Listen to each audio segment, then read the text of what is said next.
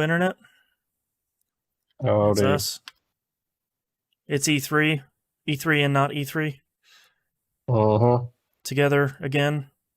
Show titles this week or not? Or are we just calling No. it Yeah, E3, we'll not just. E3? Yeah, it'll just be Yeah, E3. you just did the show title, so you got it out of the way first Ta-da! time. Uh-huh. Uh, I will not be in chat this week. There is too many show notes to read to pay attention to chat. yeah. Plus, I'm pretty sure everybody right now is too busy watching the ScreenX conference and getting annoyed, or watching some other conference that's going on right now that I think don't the know about. PC show is going on right now, but Yeah. not gonna cover that anyway, probably. We'll cover the highlights next week, maybe. But who knows? Who knows? Not me. Okay. Are you guys ready to start this thing? Fuck no. Okay. Yeah. All right, starting in 3, 2, 1. Welcome back to another episode of TVGP, that video game podcast. That's how we start the show. I'm your host, Boston, and joining me as always is Moonpeer Howdy. and the Nymph.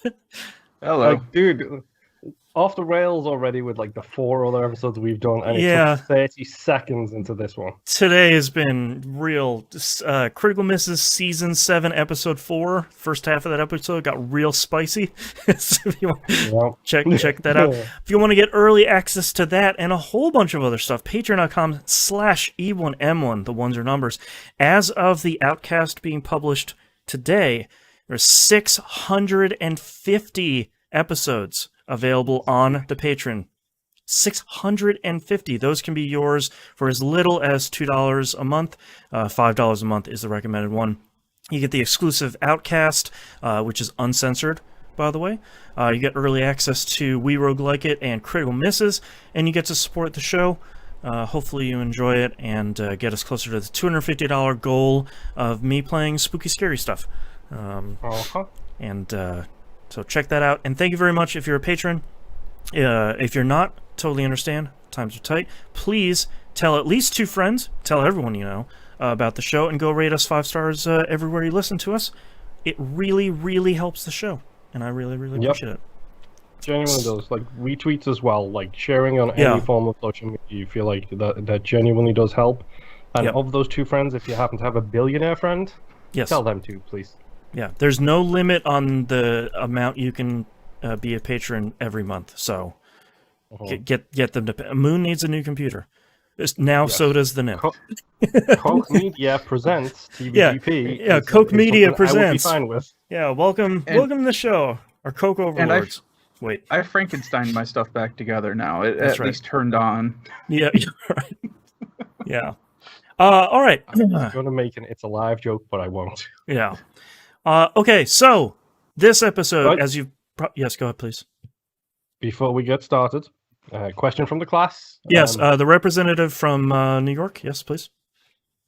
Before we get started, I would also like to say this obviously is the E3 show.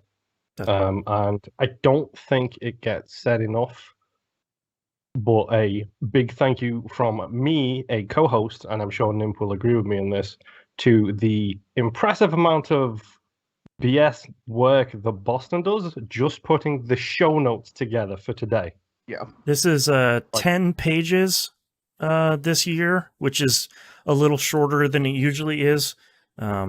But yeah, it has been a sprint for the last couple of days, so I appreciate it. Thank you. I was making fun of him for the fact that I had told him that my computer started working, and then the resulting reply I got was, "Great, here's a laundry list of stuff you need opinions for. Get to work." Get to work. Less typing, more watching. So this is our not E3 and E3 2021 coverage. We are recording this sort of in the afternoon here, Pacific time on the 13th, which means there's some conferences left here in E3. But we kind of have the big ones out of the way, so we're not going to wait another week. Some of the ones we have left are like Verizon and Capcom, and this one specific game gets a half an hour. So if there's anything big, we'll cover it next week. But we're kind of done with the major ones here.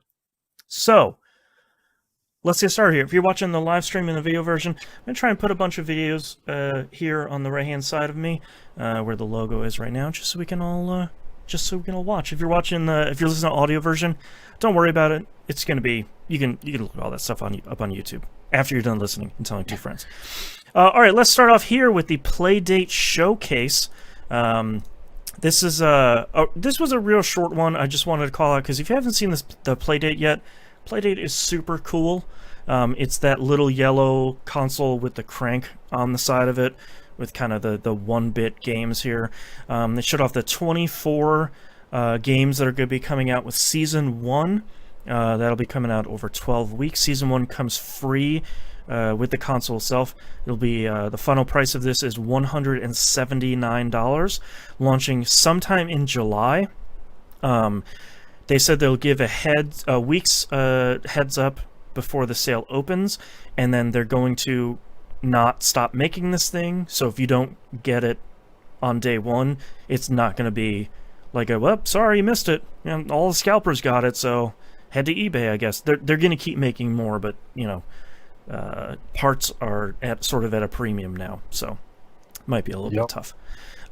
They showed off a whole bunch of cool games from a lot of great developers, and Lucas Pope, the Papers, Please and Oberdin guy, made he showed off a demo of kind of a cute small game he made for his kids.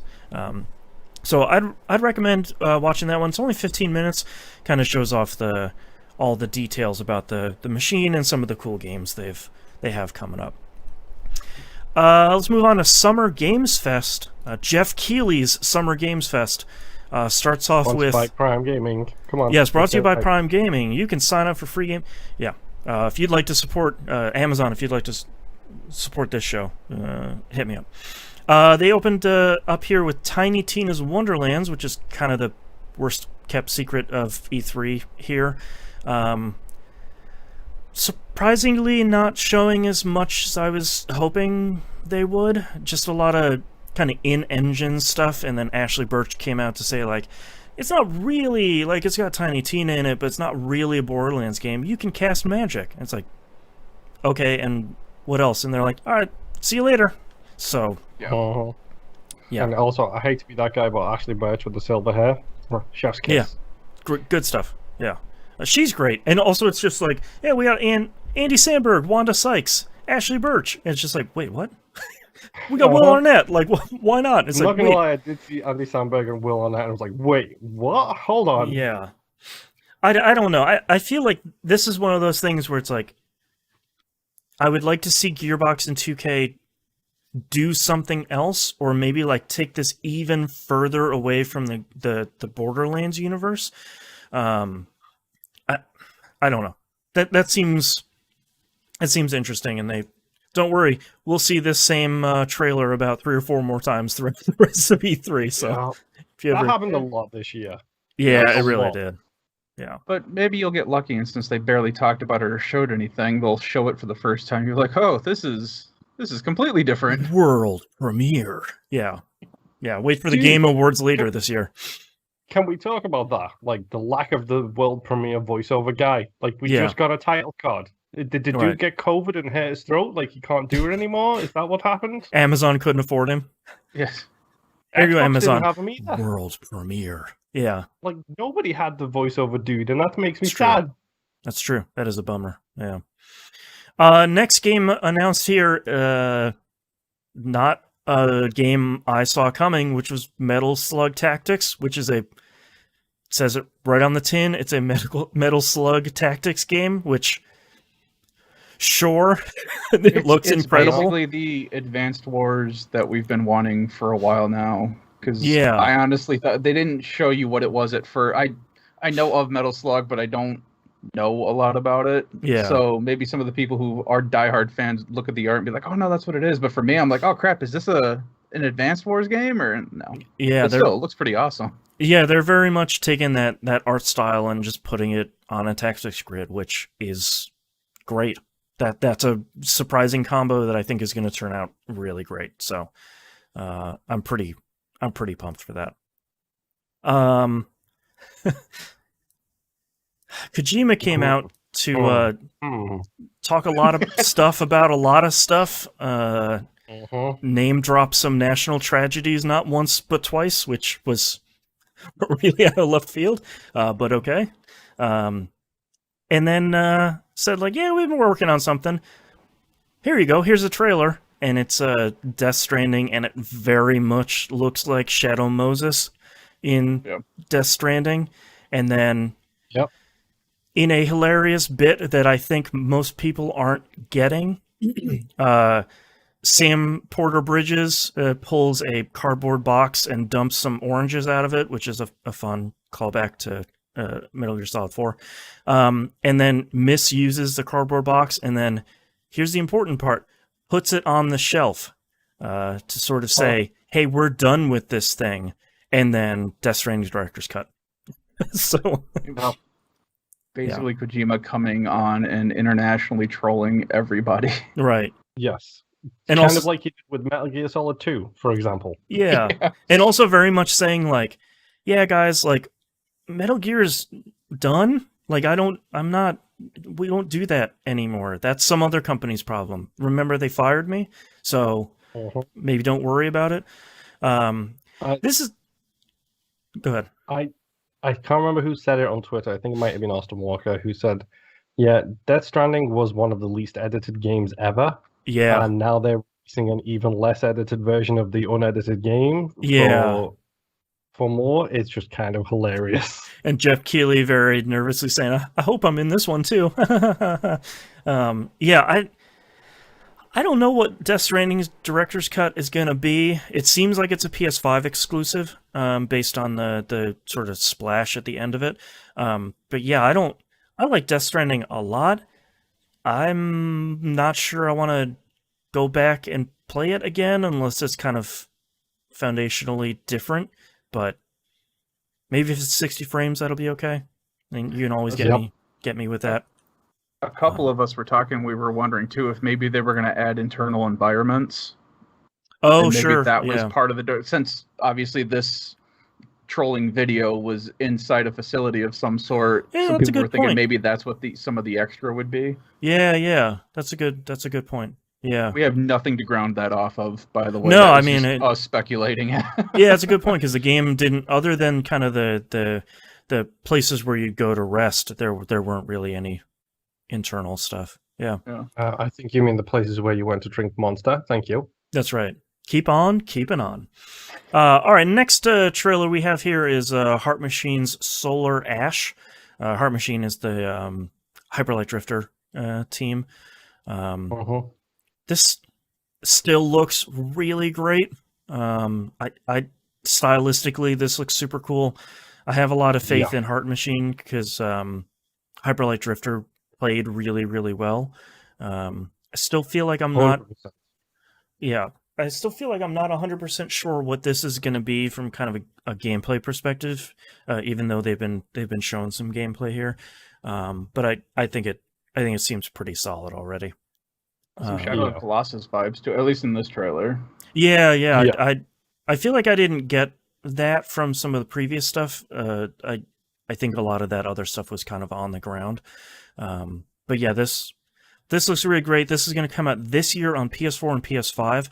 I thought this had been announced for other stuff other than the PlayStation games. Oh, and Epic, sorry. But it may have been, dude, because look at what happened with the new Oddworld game. That was shown at an Xbox press conference about 2 E3s ago. Yeah, that's right. Now it's a Sony exclusive. Right. And just got rated for Series X. Whoops. Oh. Yeah. It is also worth mentioning at this point, because this is when we're going to start to do it a lot. There will be games shown that we don't talk about. Because number one, we don't need to talk about Call of Duty. You know about Call of Duty. Right. We don't need to talk about Call of Duty Warzone Season 4. We don't need to talk about Among Us. We're going to, thank you for reminding me about that. We're going to be skipping a lot of stuff in here because we're going to skip like a 9-second trailer for Valorant because that's all there was. It was such a small trailer that when I hit the right key to skip 5 seconds, I missed the entire thing. Yeah. And a lot of this stuff is either stuff that's really popular or stuff that we're kind of not, like Escape from Tarkov, Streets of Tarkov. I know such a small amount about that game that they showed off like 2.5 minutes of it, and I genuinely don't know what's different. So It looked beautiful, but it's like cool. Like none of Still us are gonna Tarkov. play that anytime soon. yeah, If you're into these games, you already know all of the things about these games. You don't Yeah. need us to tell you about them. yeah, exactly. The next game we're talking about is 2 Point Campus. Unfortunately, spoiled here a couple of days ago by Microsoft themselves. But I like that the 2 Point team is making. They're not making 2 Point Hospital 2. I like that they're just going and doing like Bullfrog's theme series did, where they're like, hey, here's a theme park, here's a hospital, here's something else. Like they're taking their management skills to another location. Good. Like, I love this trailer. It looks very much similar to the normal art style. Yep. I kind of lost it a lot more with the trailer that we saw. Again, multiple trailers for the same game Yeah. in like 3 shows time or whatever, where it's like, oh, hey, look, this is night school, and it's a bunch of dudes in armor in a classroom learning Yep. about being knights. I It's was like, it's real good. 1,000% I'm in. That's Yeah. it. You sold me with night school. Yep, that's the real great, the punniness you really want from this team. Like it was so good in 2 Point Hospital, and I'm really glad they're making another thing, and I'm really glad that 2 Point Hospital did well enough for them that they can kind of keep making this stuff. So Yep. very, very excited. I'm not gonna show the trailer here on the stream because it's just Todd Holland's head. They announced that they're working on a new Painkiller, which is very exciting, and that was literally the announcement. So Yeah, that was it. Yep. It was just them saying, "Yeah, this is a thing we're doing." yeah, which is great, but hopefully we'll see it soon. The Anacrusis, which I believe I'm saying that correctly, is if it's the first introduction to this being the Left 4 Dead alike E3, except this one takes place in the hotel ship in the Fifth Element. Which all the spaceship from Up, depending on which way you want to look at it. Yeah, with all the humans. Yeah. Yeah, this was the first one because I knew Back 4 Blood was going to be talked about at some point during this show. Yeah. And this was when I was like, okay, cool. We've got 2 of those games. I can probably play 2 of those games. Sure, yeah, I'll try them out. By the end of this show, well, by the end of our show that we're recording now, there'll be like 9 of them. Yep. Everyone had the same thought at the same time, which is, hey, no one's making the Left 4 Dead 3. I'm going to make one of those. And then this E3, they're like, oh no. Everyone else did that too. This looks okay. It looks fine. Yeah. Like, it looked very early as well, is my big concern with this one. Very much so, yeah. Next one here, Tales of Arise. Also, stop calling the Tales of series. That's really annoying. Everybody, including the publisher. I'm glad we got to see a lot of gameplay of this, and we got to see a lot more cutscene. Yes, sir. Don't call it the Tales of series. What is it? Just the Tales series? Yeah, you don't have to say Tales of. Everyone's like, oh, always a Tales of series. It's like, just call it the Tales series. Everyone knows there isn't another one. There's always a Lighthouse. There's always a Tales of. That's true. That's true. I'm glad we got to see more gameplay of this. I'm glad we got to see some higher resolution stuff of this because it looks really good. It looks really smooth, and it looks really anime, which is pretty much all I want out of this series. And I think I'm ready to hop into another Tales game because this is hitting all the right notes for me. I was gonna say they showed more characters, and it looks like this is actually going to be more action based than not like Final Fantasy VII maybe, but more action based than what Tales has been before. Right. So I honestly don't think I've ever played a Tales game ever. I feel like you would like them because they're much more fighting game-ish, but they're very long. Yeah, it's a commitment. I've been told. Yeah. I've been told by several people that I would like these different Tales games. And what was it? Symphonia, the 361 that was never really released, and then it's now digitally available. Oh boy, Vesperia is the one I would recommend. That just got a remake, or a remaster. That one's one of the most solid ones. But yeah, Sky Children of Light is our next one. That's that game company's game that came out on iOS like a couple of years ago, and everyone went, yeah, okay. This is coming out to pretty much everything from what I can tell. So that's pretty exciting. I've heard that people really liked this, but it was on iOS only, so I didn't really play it. Sorry, Genova-chan. I like your games. Looks pretty. Yeah, it looks really great. Next up here, Planet of Lana. They're calling this a cinematic puzzle adventure game. I think from what this trailer looks like, this is the one with the squishy black cat and the kind of stuff crashing in the background. It looks very much like in that Limbo Inside sort of genre. Yep, which there was several of those this year as well. Yeah, to be honest. I'm way into that. Like, yeah, keep making these things. Yeah, dude, you know why? It's because they're like 5-hour games. That's It's why perfect. we're into them. I know, it's perfect. We're moving from Tales, which is gonna be like a 70-hour commitment, to like, yeah, it's like a hot 5-6 hours. It's like, yeah, man, there we go. This one graphically looks really, really good. I like the kind of hand painted. There's a couple of cool games that we're gonna call out here, and especially in this E3, where it's like, oh, I made this out of clay, or I hand painted this myself, or I just used a bunch of animation cells. This is one of those that's very, very, very cool looking. I'm really excited to see what that one turns out to be. Just before we move on to the next game, which I'm guessing you're about to do, Sure. I just want to bring up two here that we're not really going to talk about, which is Dungeons and Dragons, which, not gonna lie, looks kind of cool. Yeah, Dungeons & Dragons Dark Alliance. That's a Game Pass day and date one. game. Yep. That's Call coming back out the my OG Dark Alliance for the PlayStation 2. Yep.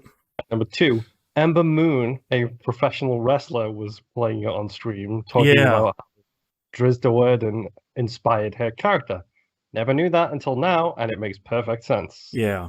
I feel like that could be a cool thing depending on how well the co-op works. Because I'm with you. Like, if you can capture that same cool kind of like 4-player hack and slash, a little bit of tactic stuff here and there, but a lot of it is just like shooting the poops with your friends. I feel like that could be really great. And the only other thing I wanted to ask, because I needed to ask this of you, because you're the Wikipedia knowledge boy. Sure. Endless Dungeon. Yes. Is that related to the Wii roguelike game we did? Yeah, recently? Dungeon of the Endless. Not at all confusing, right? Is it a sequel? No, but yes, It but looks no. like it plays the same. Yeah, but not really. It's so that company that made Dungeon of the Endless is now making Endless Dungeon, which is a more direct controlled, like, third-person isometric shooter, as opposed to the room-by-room clearing Dungeon of the Endless. Sure, It's so it's a super spiritual straightforward. Not at all confusing. Okay. Yeah. They showed off another super long trailer for Far Cry 6, which we know. You just keep showing story trailers. We get it. That dude's a good actor. It looks exactly like him. He's Thank an you. incredible actor. He is really good. Showed off a little bit of Back 4 Blood, but we'll talk about that later. They showed off about as much of Tunic as anything else here. The developer coming on for some sweet ASMR here. Tunic still looks really great. Based on a lot of the previews, it sounds like the developer is trying to keep a lot of the secrets under wraps, because that seems to be what anyone who plays the game is like, hey, remember Fez? Now there was a bunch of stuff everywhere that seemed like secrets? Yeah, that's Tunic. And I was like, okay. To the point that all of the text is not in any known language. Yeah, it's in the game's own language. And yeah, whether that's something that's going to be in the final version, or it's just something he's doing now so that stuff doesn't get out. No, from what I understand, the final version is going to be like that, and people are like, "Cool, can we like pick up language bits and start translating?" And he's sort of like, "I don't know." It's like, okay, I'll just play it. Jesus, that's going to be awesome. Yeah, Tunic looks really good. Also, I'm now keeping a Left 4 Dead count, by the way. Okay, perfect. We're at 2. Yes, 2 with Back for Blood, about to hit 3. Okay. Tunic apparently will have a demo on Xbox One and Series X this week, so keep an eye out for that. And closing out the show here, you all have been very patiently waiting for just 2 years. Everybody calm the hell down. Elden Ring finally gets its trailer, quote-unquote, finally. That's coming out January 21st, 2022. From I'm the happy people who love these types of games, which forces you to be patient. These people have no patience whatsoever. Right. Yeah, you know why? It's because they want to get in and be patient. They don't want to be patient to get in. That's the problem. That's fair, yeah. But don't act like it's been 15 years. It's been 2. Yeah. But I mean, read your first note for this for me, please, Boston. Sure looks like a From Software game. Like, It looks like it's a larger game. They're saying that it's kind of less of an interconnected world and more of kind of an open world thing. Riding a horse. But, I mean, it's still... Go ahead. A horse which double jumps, my dude. I know. Double jumps. We don't get enough double jumping horses. We have the technology. We can do this. I think for better or for worse, this looks like a From Software game. Like, if this is your jam, you're just getting another hit. And if it isn't your jam, it's another Souls game with a horse like this.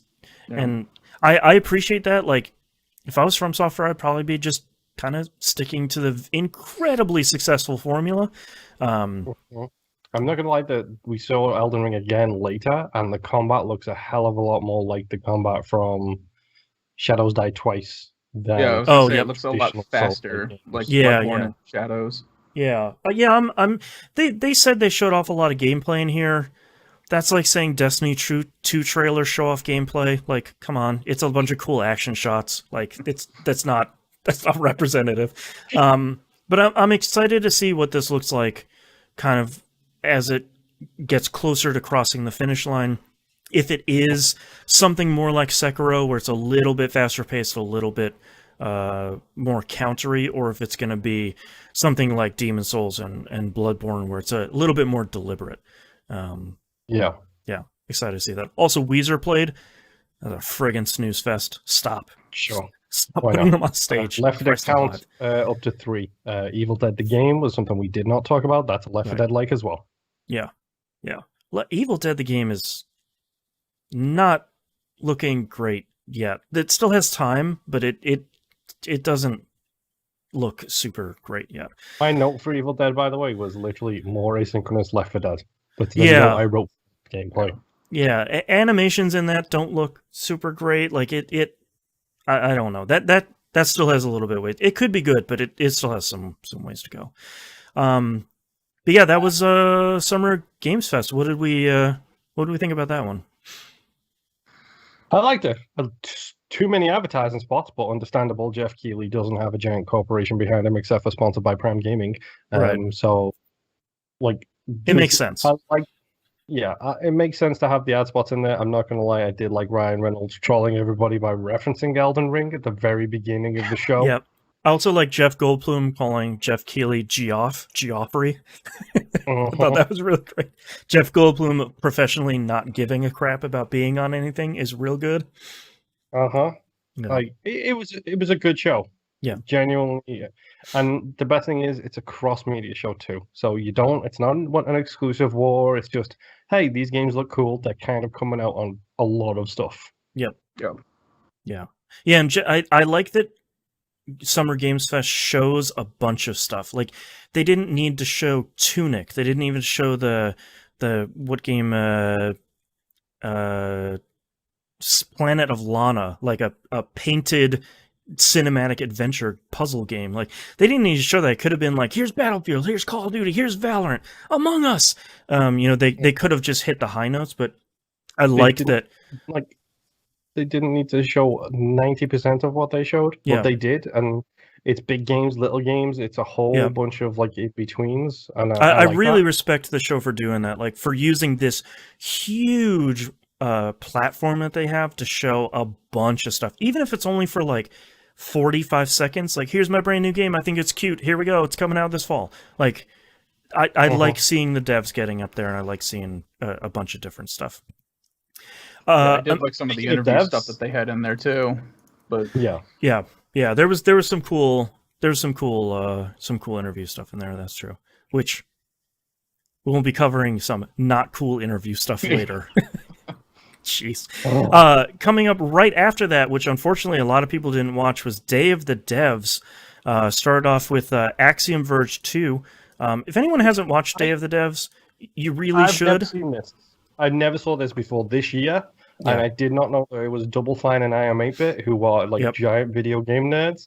And hands in the air, I'm an Xbox fanboy, but props to Microsoft for not having their branding all over this show that is done by one of their companies. Yeah, Double Fine has been doing this for like 8 to 10 years or so, and in the last couple of years they've been live streaming a lot more, and a lot of it is like, hello developer, I have 4 minutes for you to show your game, as much or as little as you want. Go nuts. So it's sort of in some ways the opposite of the Summer Games Fest, where it's very much like, let's try and knock out trailer after trailer after trailer.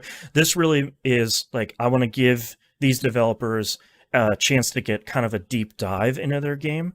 And we saw that here up front with Axiom Verge 2.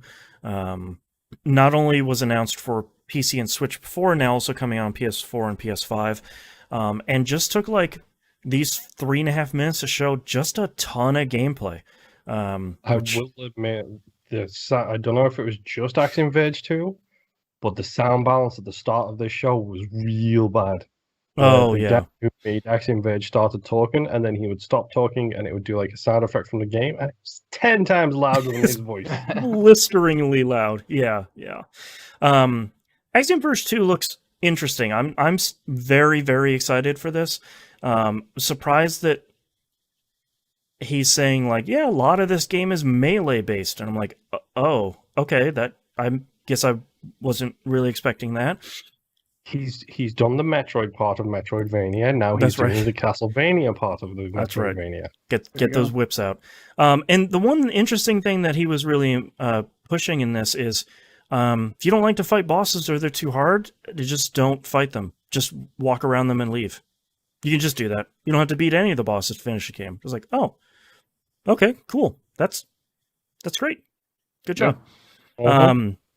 So that looks really good. I'm very excited for Axiom Verge 2. Next up here is Toem, which is the kind of black and white, super cute frog takes a bunch of photos puzzle game. This just looks like a good, fun, relaxing time, and I think. Yes, I'm not gonna lie. This looks great for your kids. Yeah, like your chances are good that nothing terrible is going to happen in this game, and it's just one of the hidden endings. That's all. That's right. Yeah. I mean, surely a game about a literature club can't end, unfortunately. No, this planet of animals that eat a bunch of bug snacks. It'll be fine. It'll be totally cool. Oh. Yeah.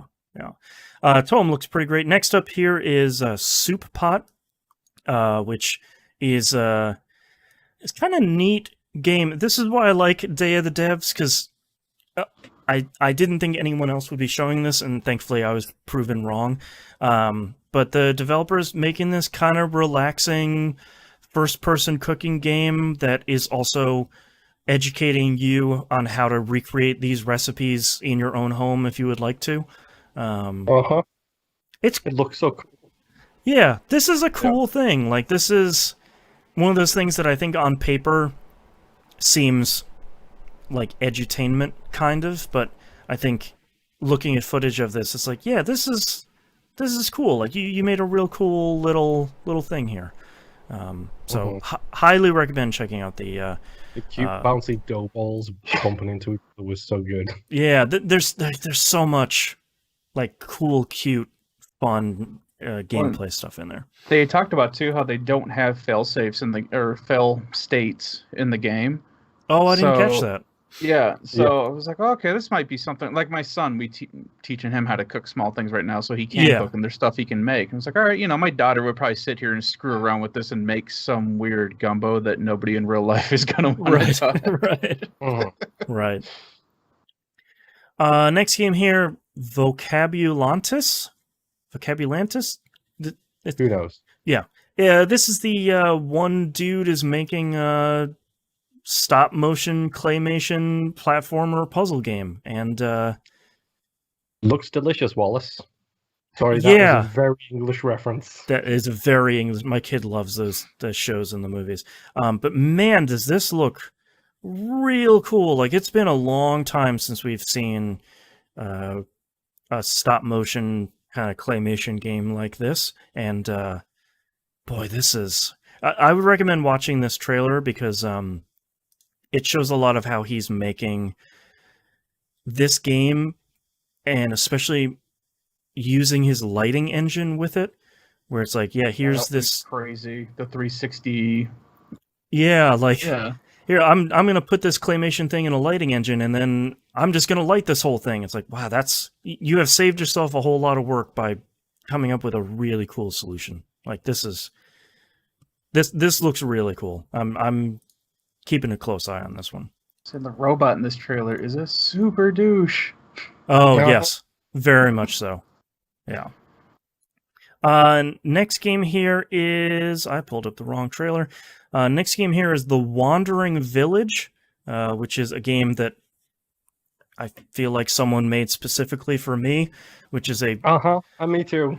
Yeah, a village management game where it says the Wandering Village is a city builder taking place on the back of a giant living creature whose travels, health, and mood will influence how your village grows, just as your choices in building your village will influence the creature. And I'm like, yeah, cool, 100%. That is, you made a game for whatever brain worms live in my brain, and this. They were talking about how, like, you can build like a communication hut, and if it's near the animal's head, you could communicate with the animal. Yeah. And this looks really great.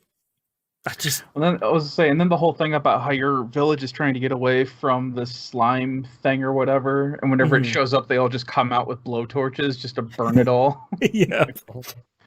Oh man, yeah. This looks really cool. I feel like I've seen this before, but not to this level. And it's like this giant monster you're on the back of looks super cool, and I like this cool symbiotic relationship between you and the thing you live on. I that's a cool idea. I'm really excited for that to come out. Yeah. Next game here is Unbeatable. This got announced a while ago. This is a dual track sort of rock rhythm game. It's a Cooley rhythm game. Yeah, it's very much like, hey, we love words around me, please. Yeah, like we love the pillows. Look at that and tell me that's not Fooly Cooley. Yeah, no, don't get me wrong. It is 100% in that vein. Like, my notes literally here say, "This looks incredible, but I'm old. I don't think I will be able to play this game." Yeah, the rhythm part is the concerning part here. Yeah, this still looks really great. And I'm curious to see what the difficulty options are, because that might be what pulls me in here. But yeah, music sounds great. Art style looks super cool. This seems cool. This is the whole tagline of music is illegal and you do crimes thing. Yes, very much so, which is really cool. Yeah, that's Unbeatable. Next game here is Behind the Frame.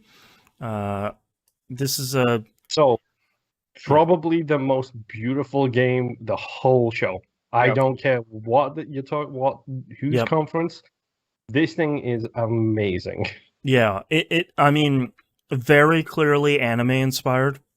And looks like it is largely just, yeah, I made this game. I wanted to make an anime, so I made this game where you're learning how to be a painter and you're trying to befriend the grumpy painter with the cat that lives next to you and he doesn't want to talk to you, and like it looks really cool. I feel like because of the story elements, I could get into this pretty deep, but this looks really cool. Yeah, and I like that fat old cat. Yeah, and then later on you find out that it turns into like a point and click kind of adventure. Yep.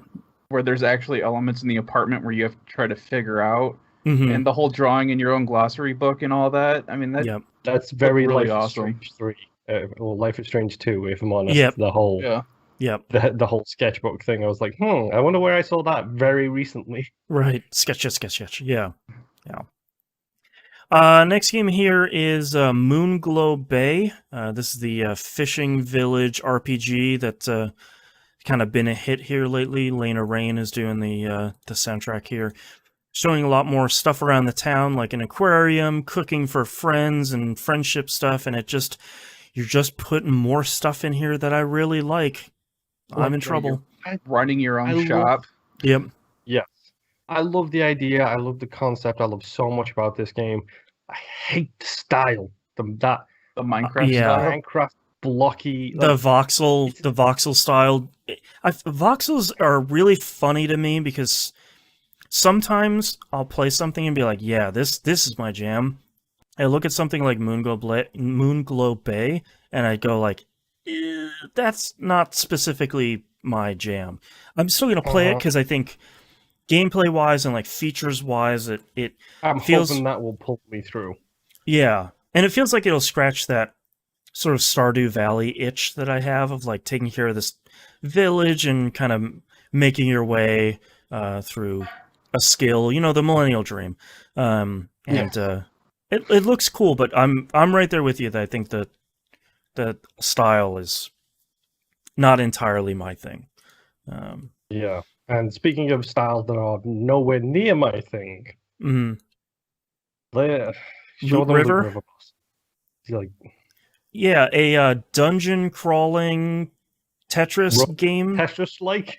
Yeah, where you're manipulating the dungeon by moving the dungeon's pieces around. I've been keeping an eye on this one for a while because I think it looks really cool. I feel like I get a little bit of a better idea of the gameplay in this one, and I'm still not 100% sold, but I feel like I'm getting it. Yeah, I mean, the gameplay looks fascinating, definitely. Yeah. But that, like, pixelated, not even, like, truly pixelated, but that whole staticky effect that they have on so much stuff in the game, that made me feel weird. Not nauseous, not dizzy, nothing like that. It just made me feel a little bit odd. Yeah. So, like, I don't know if I'm going to be able to stick with it if it continues to have that specific style. I coped with it in Dead Cells, but it was the weakest part of Dead Cells for me. Yeah, it's like the Super Brothers Sword and Sorcery kind of style, where it's like you have these elongated kind of chunky pixels, but not voxels. It really looks like a cool thing, and it still has a little bit of time to go, so I'm hoping they smooth out some of those edges there, because I think it could be a really cool thing, but needs a little bit there. And then they kind of showed off a whole bunch of smaller games here up until the end, which, as Moon called out in the show notes, I thought they were going to show some Oxenfree 2, and then they showed Scientific came out to show an Oxenfree song medley, which is fine because his music is great, but I need more Oxenfree 2, please. I want to see more of it. Don't they have two games in the making now? Oxenfree 2 and something else? I feel like yes, but I don't know what the other game is. Because I remember you very recently talking about, it's from the guys who made Oxenfree, so of course I'm going to be interested in it. Yeah, I don't remember. That other, the one where you try to outdrink the devil to get out of hell, that came out... After Party. Yeah, After Party. That came out a while ago, so I don't know what else they're working on. What do we think about the Day of the Devs, 2021. It was fine. It was actually really good. Like actually hearing and speaking to the devs, like it was such a cool change. Yeah. It had a lot of surprising games that I'm not going to be fully interested in, but like I said with was it Soup Pot? Yep. That looks like something interesting that I'd probably buy and play with my kids. Yeah. The what was it? Moonglow Bay, Moonlit Bay, Moonglow Bay. Yeah. Moonglow. Yeah, I got the note right there. I can just read it. That looked like something that I would probably enjoy playing as well. And then my kids, I know my daughter would love that game because she loves those little fishing mini games. But they had a lot of cool stuff in this one. Yeah, and it's I always appreciate that they give the devs a lot of time to show off a lot of stuff in their game. Like they get up until the sort of end of the show, they were getting like 4 or 5 minutes to show off their stuff, and I appreciate that. It's not just like, here you got 30 seconds, go go go. You know, none of that. Yeah. Next one here was the Tribeca Games Spotlight, which, if you wanted long form trailers, this one was definitely the one for you. They were showing off Kena. I feel like I have not heard how this is pronounced yet. I thought they said Kena, but I'm not sure. Okay, Kena Bridge of Spirits. Here's how you pronounce it: Cameo Elements of Power. There you go. That's the one. They're showing off exactly what this reminded me of. I'm not gonna lie. Yeah, I thought Cameo was all right. That was an all right game. I like Cameo. It's like this looks like Cameo for this gen, except really, really fantastic. Yeah, I'm really excited for this one because I really like these kind of fun character action platformer games. It's a bummer this one is still PS4 and PS5 exclusive. I was hoping this one would start coming to more stuff, but hopefully down the line, because I want more people to play these like character action platformers. Be nice if they were on more stuff here. Next one here, thankfully we got way more footage and way more gameplay footage here of Sable. You have probably seen GIFs of this on Twitter. This is the Mobius sort of exploration action adventure game. God, this looks so good. Like, I feel like we might not necessarily have a ton of gameplay to sort of maybe pass judgment on that yet, but man, the style alone for this is just incredible. I can't say good enough enough good stuff about that. No, I mean, it looks good. That style is it reminds me of like Journey. Like it's got that kind of look to it where it's very simply broken down into its main parts. I still don't know what it is, but I'm hoping it will be good. Yeah. The last one we're going to talk about here is 12 Minutes.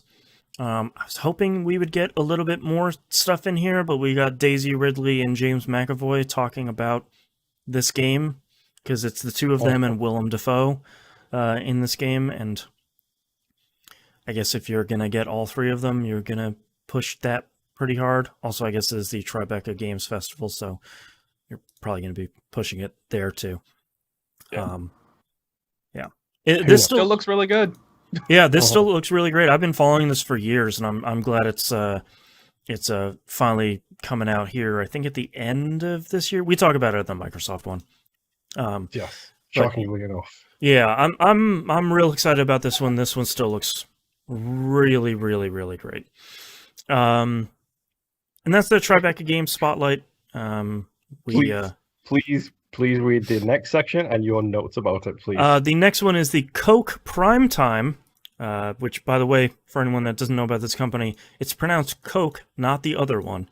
I said we're not talking about this effing investor call.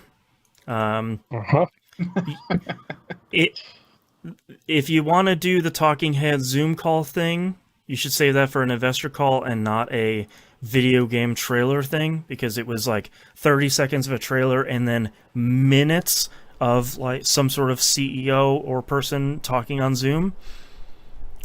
No thanks. I literally had nothing but people say, yo, I don't think they understand how this is supposed to work. Yeah. Yeah. Let's move on to the IGN Expo. We're going to start off with Doki Doki Literature Club Plus, which is genuinely surprising. Yeah. They're going to take that game and song kind in of... my head again. Yeah. They're going to expand a lot of the stuff around your classmates. Because for the original game, they weren't super fleshed out characters.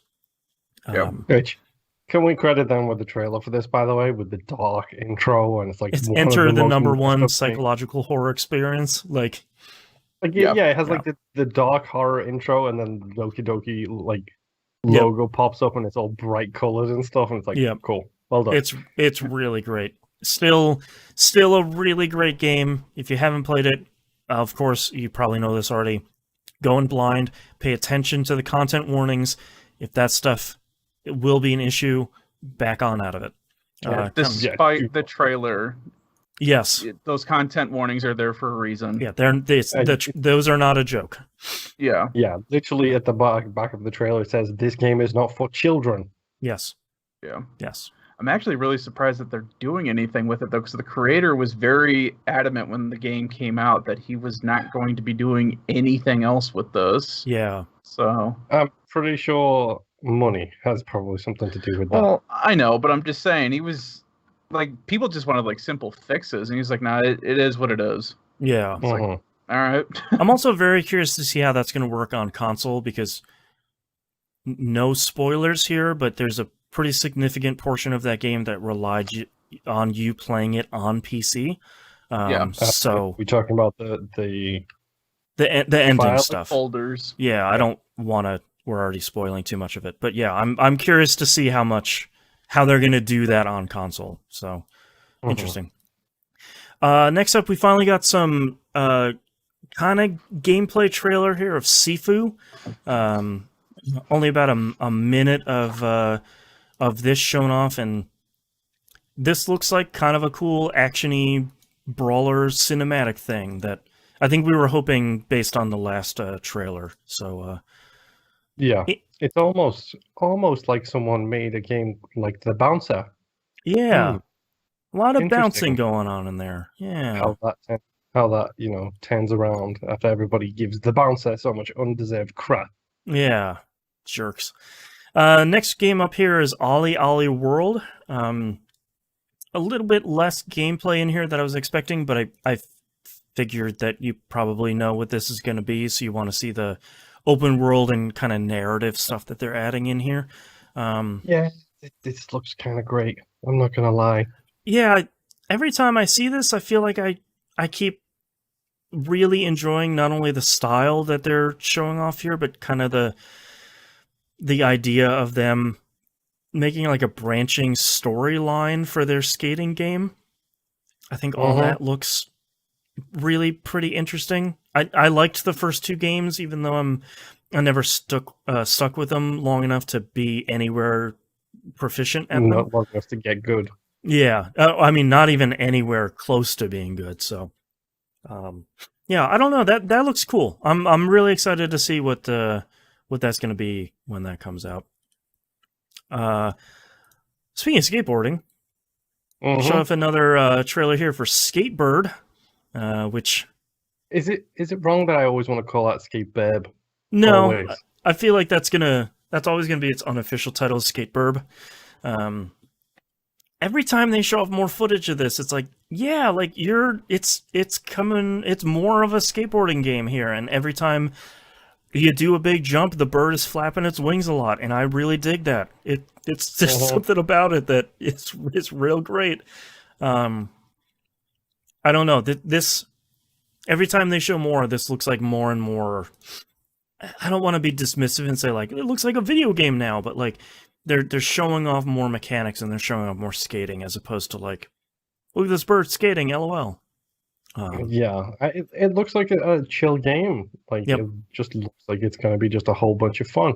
Yep. And I know I think it was during the Wholesome Games one, they went into the accessibility options, and there's a whole bunch of them for people who, for control issue reasons, might not have been able to play a skateboarding game before. Right. Oh, that's also coming to Game Pass day and date, which is exciting. Next trailer here, a game that I have been watching very closely for a while now, Unpacking. This is a game where you literally unpack room after room of stuff and put it where you want it to go, and it looks like the most relaxing, very me game of just organizing and putting things exactly where they go, which makes my brain happy. There's a reason why you like that weird Japanese Android game where you take the you out put all the that stuff together. Yeah, man. Yeah. Oh, it's so good. Yeah, that's very. That makes gives me the good dopamine. I love it. This is coming to PC, and they just announced it's coming to Switch. So that's gonna. Switch seems like a good place for that. Especially with the touchscreen, like you can just kind of drag it and drop it. I think I hope Unpacking is going to be a big hit for them. They showed off a whole bunch more footage of Tunic here. They showed off like 4.5 minutes here. Just a bunch of like, here's a bunch of equipment, here's secrets, here's dungeons, here's fighting a bunch of enemies. So I'd really recommend watching this trailer, especially just to see kind of all the combat options and the dungeon stuff and the difficulty, especially because it seems like the difficulty is going to be no joke in this, which is kind of exciting. Tunic looks great. I really hope this comes out soon, because I'm really in the mood for exactly what this game is giving us. A Zelda-like. Yeah, like a difficult Zelda-like sort of thing. Next thing they showed was Streets of Rage 4 Mr. X Nightmare. This is the DLC that's coming out with a couple extra characters. I like that they just released like an 8-minute long gameplay trailer where it's just, here is the game, here's the 2 new characters. It's which one of them is a boss from Streets of Rage 4. So you now can play as that boss. Yep. And that lady is a badass, so it's good to see her as a playable character. Yep. I love the fact that they redid the cover art, and now it's got the main dude standing there with a swordfish as a weapon. That's great. I hadn't seen that. Did you know at the very end of the trailer, like if you still got it running, you should pull her up at the very, very end of the trailer. It's got the main dude like standing there crouched down with like literally just like a swordfish in his hands. That's great. So stupid. It's so funny. There it is. Sure. Why just not? What is his name? Axel with a swordfish on fire. Guy. That's really great. That tells you they know what they're making. Yep. Then they showed off like just a rapid fire whole bunch of trailers one after another. The one that really stood out to me here is Haunted Space near the end, where someone is notes. Oh, go ahead. My notes for this one is, oh no. Yeah, this kind of space flighty combat semi-haunted shooting thing. It looks a wizard on the moon, Boston. Yeah, that wizard did come from the moon. Peter Dinklage was telling the truth. I'm sorry, but this game, number one, the game looks beautiful, which I love about space games. It's got the whole cockpit view thing going on. Oh, and by the way, you can customize your ship to a ridiculous extent. Yep. And then, by the way, here is pitch black space with monster zombies things now. Yep. Like giant monster zombie things. Yep. I am all the way down for this thing. Yeah, it looks super good. All right, let's move here to Wholesome Direct. They covered 75 games, so we are definitely not going to talk about these. I can't recommend enough watching this for yourself. It's about 45 minutes. Watch the thing, because it blows through the game so quickly. Yep. And all of them look good. It's queue overload after queue overload after queue overload. It's so great. We were just talking about Unpacking, and the game that I really like here is called A Little to the Left, which is literally organizing things as they should go. And OCD the game. Yeah, this makes me really happy. I like it. 2 thumbs up. I hated the end of the trailer. Why Because is it was putting all of those pencils in a line by size and then clicks them all into place, and then you hear meow, and then a cat paw comes across and swipes them all off the desk. And it's just It's like, great. what? It's great. I hate you. Oh, man. Can we call out Lake as well, really quick, as looking like a really Yeah, chill, down to earth game? Yeah, Lake is the next one here I have on my list. Used to be an office drone, and then you left, very much like the intro of Stardew Valley. You left for better things, which turns out you're a mail carrier in the town of Lake. This looks really good. I'm hoping they nail the narrative stuff here, because I feel like the gameplay conceit of I'm going to pick up some letters and deliver them sounds like exactly the relaxing thing that would be in the Wholesome Games showcase. But I feel like if you can slowly know everybody in the town, that would be a no-brainer. Like, that would be... Well, the last mail carrier game we played turned out to be an underrated gem, and that was Yoku's Island Express. That's right. My wife still hates me in that horn. Just 200 more times. Hold on. I'm going. Next game here, Yokai Inn. This looks like a kind of a cool pixel art inn running sort of thing, where you're taking managing this inn and taking care of it for sort of local demons. So Stardew Valley bought an inn. Yeah. Yep. This looks pretty fun. This very much looks like it's up my alley, 100%. So the one I wanted to shout out really quick from Wholesome Games, which wasn't on the list because I forgot to mention it, was Paparazzi, which I know has been around for a couple of years right now. Let me pull up a trailer for Paparazzi. Because Paparazzi looks so ridiculous. It's Pokemon Snap, except you're trying to get photos of dogs, and they have the dumbest expressions on their face, and you have to make them do stuff just like Pokemon Snap, funnily enough. Readings from Metropolis. It's Paparazzi. Yeah. Like, the dogs with their huge wide eyes as they're like, you're taking a photo of us. Mm-hmm. It looks dumb in the absolute best ways. That little puppy was riding a scooter. Like, that's so stupid. It's great. That's real good. The last one I have here is We Are OFK.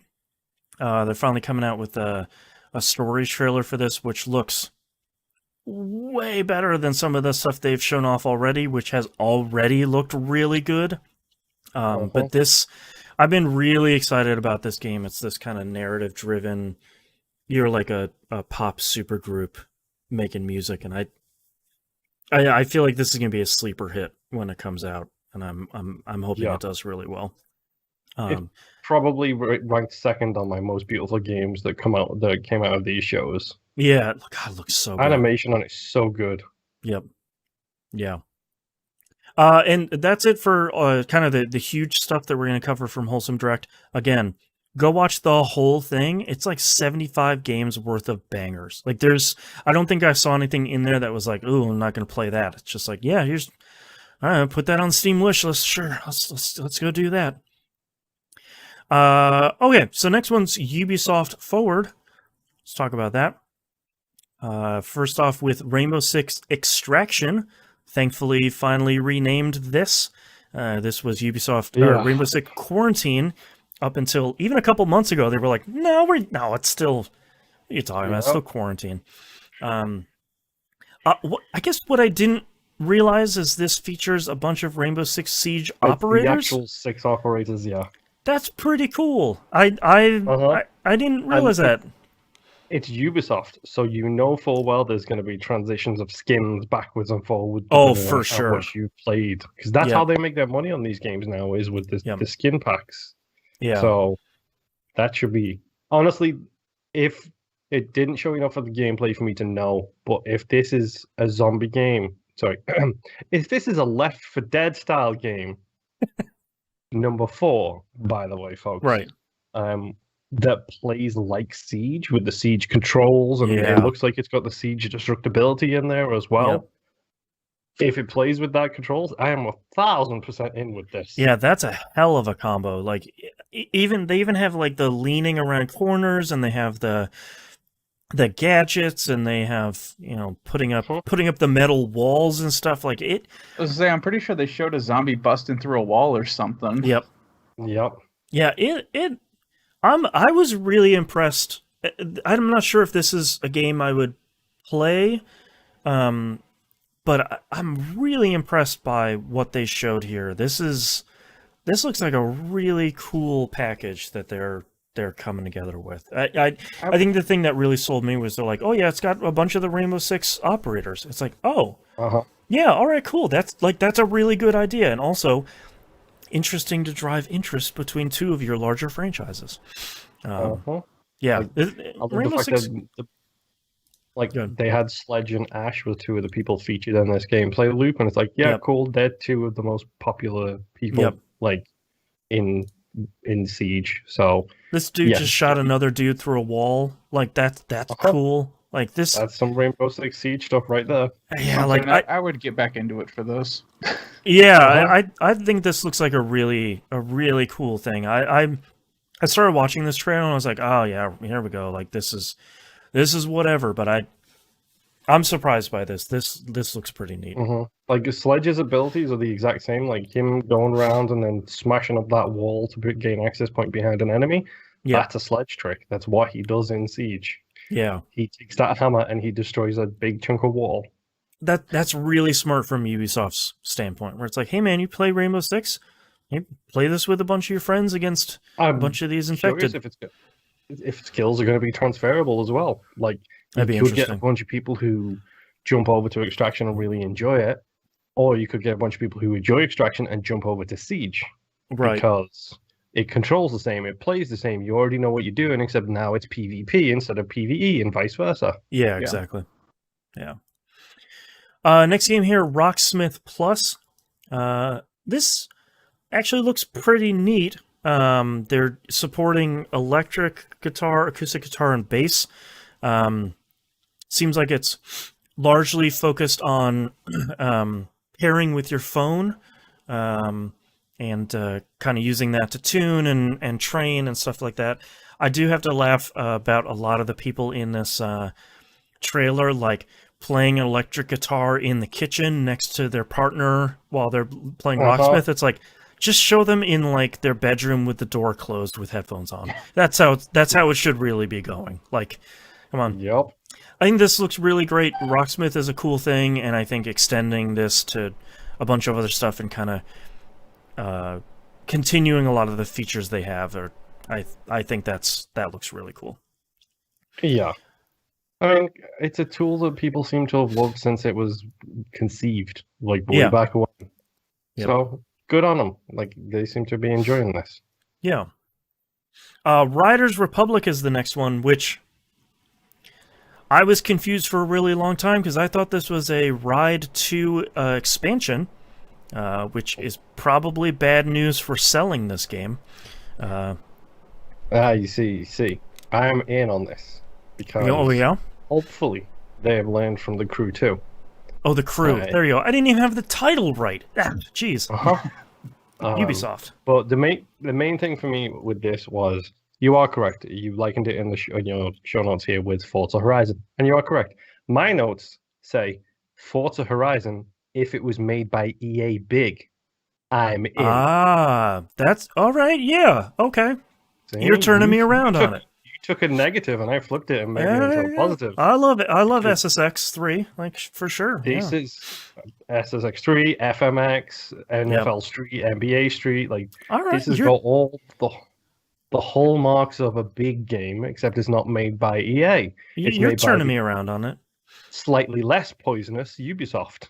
Right. I did like the stuff we're showing it here on the stream right now, sort of the zone capture, color capture stuff, for a lot of the competitive stuff here. I like that. Like, there's a lot of cool stuff in here, but I feel like this is kind of a hard one to sell when you look at the social features of something like Forza Horizon, and you look at something like The Crew 2, where you're kind of race focused. And in this, it looks like it's competition, but then it looks like here's a bunch of solo stuff, but then you can play with like 30 other people. So this trailer felt a little bit all over the place, but I think it could be a cool thing. I'm fine with that because it does look like they've got whatever you want to do in there, you can do, which is the best ones for these kind of games. It's like, you don't have to play the online multiplayer of Forza Horizon. You can just do single player stuff. Right. But every time a Forza Horizon trailer comes out, they're always pushing the multiplayer because that's where you keep people. Right. But stuff like this, like, don't get me wrong, I'm like, yeah, I will go and do all the challenges, the score challenges, the jump challenges, the gap 100%. challenges. I will do the single player content. But if I get a random notification in the game that's like, yeah, this, massive race, which is at the end of the trailer, is about to start, and it's like 100 people on wingsuits about to jump off this mountain, I'll do it just to see I'm how hopping many in there. crash and burn. Yeah, exactly. Yeah, I think you're right. I think this could be a cool thing. I think they have had a lot of misses. Steep is another one they took a huge miss on. I feel like they keep trying things that look like this. I hope they get a success at some point, but they really have to push it. I think.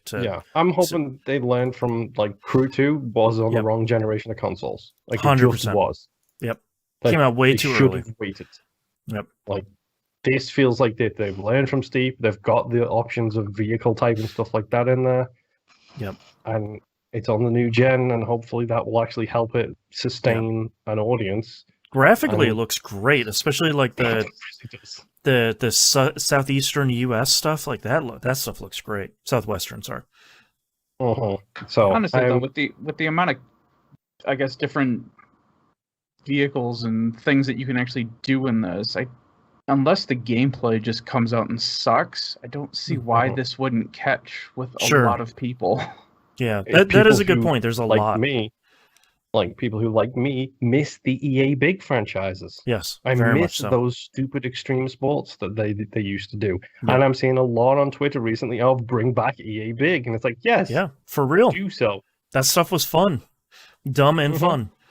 They showed off some Rainbow Six Siege here. They showed off actually a pretty cool animated trailer. And most of their presentation was like, a lot of you are still playing Siege. Here's a bunch of quality of life updates like crossplay between PC and Stadia and Luma, and console crossplay and overall cross progression coming early next year.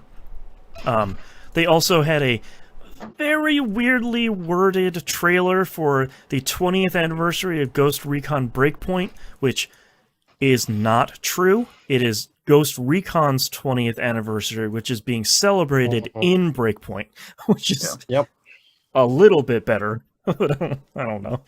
They also showed off Just Dance 2022. They didn't show off that much of it because it doesn't look like it's fundamentally different, so that's still Just Dance. And you're probably... Why do Ubisoft get to spend millions of dollars on games like Steep and they don't do well, or For Honor and maintain the life cycle of that game? Right. Just Dance is how. So I will never insult Just Dance because that thing sells gangbusters. Yeah. You can have this famous dude talk to me for 2.5 minutes about how cool Just Dance is? Sure. It will sell a bajillion copies. Yeah. Yep. Assassin's Creed Valhalla. They announced another big DLC pack here, The Siege of Paris, coming out summer of this year, which it's pretty much already summer, so it should be coming out soon.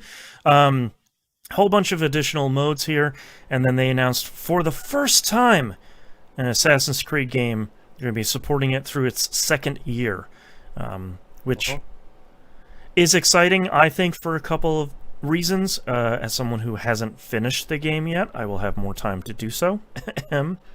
That's on me. How many hours are you in again? Not 100 to finish it, so not anywhere close. I also like that hopefully this means that we're not going to see the next Assassin's Creed game for a while. Because I feel like the not one every year release schedule is surprisingly working out really well. So you want to give me an Assassin's Creed game about every 3 years? That is about the time frame where I will say, yeah, I'd play another Assassin's Creed game. Sure, why not? So that all looks great. Assassin's Creed is great. 2 thumbs up. Far Cry 6, another 4-minute long story trailer featuring that dude just being mean about some stuff. But as he yelled at Jeff Keighley, he's not a villain. That's for sure. Definitely not a villain.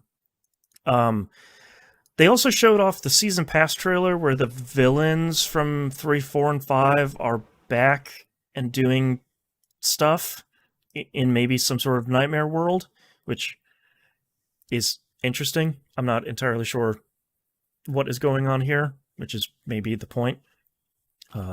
Also, later they show off, oh yeah, do you ever want to play all the Far Cry games?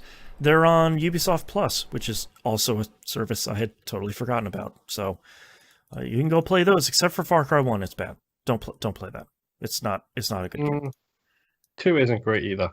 Yeah, 2 at least has some cool ideas, but like 1 is... 2 has some cool ideas, like get malaria and die. that is the main concept of the game. Yeah. Set everything on fire. Yeah. Next one here, a genuine surprise. Mario plus Rabbids Sparks of Hope. Definitely was not expecting us to get another one of these, even though the first one was incredible and sold really well. I thought it'd be Nintendo saying like, yeah, by the way, like, we take it back. Like, Mario with a gun is weird. We don't want you guys to do that again. Can you not do it? Nope, Mario's back. Still got a bunch of guns. Still shooting a bunch of stuff. This was largely a CG trailer, which is not surprising because it will probably function exactly the same way the first one did, which is XCOM. So, yeah. Yep. It did have the Avengers pose lineup, which I like. Yes, yeah, it's really great. Yeah, this looks really good. I'm really excited for this to come out. That first one is really great. If people haven't played that first one, it is genuinely really great. It reminded my son that he still has to beat the first one. Yeah, get to work. The next one's coming out. Come on, slacking. Yeah. And they closed off the show with Avatar: Frontiers of Pandora. Please, Boston, read your show notes. Who gives a poop? I number 1, shocked this is still coming out. Number 2, shocked people are really excited about this game on Twitter. I do not have the Avatar brainworms. I do like that Massive is Avatar. Oh, of course. Yeah, I don't like everyone else. You do not get to say of course when I ask you if you have seen a major Hollywood blockbuster. It has Sigourney Weaver in it. Of course I've seen it. Alien movies. Yeah. Not only have I seen the movie, I've also been on the ride at Disney World, and boy. I still don't care. I don't remember anything about this movie. I couldn't give two hot farts about it. All you need to know. Yeah, I just it even has Michelle Rodriguez in it. She's great. I don't know. I like that Ubisoft Massive is making it. I like Division a lot. I'm excited to see them making other stuff. That's what it was. Yep. That just randomly popped into my head. The life tree in Unobtainium. Yeah, you remember the best parts. Yeah, Sigourney Weaver smoking. Yep. Yeah. Okay. Yeah, I didn't remember it. The tree is a computer network that connects everything on the planet with real life.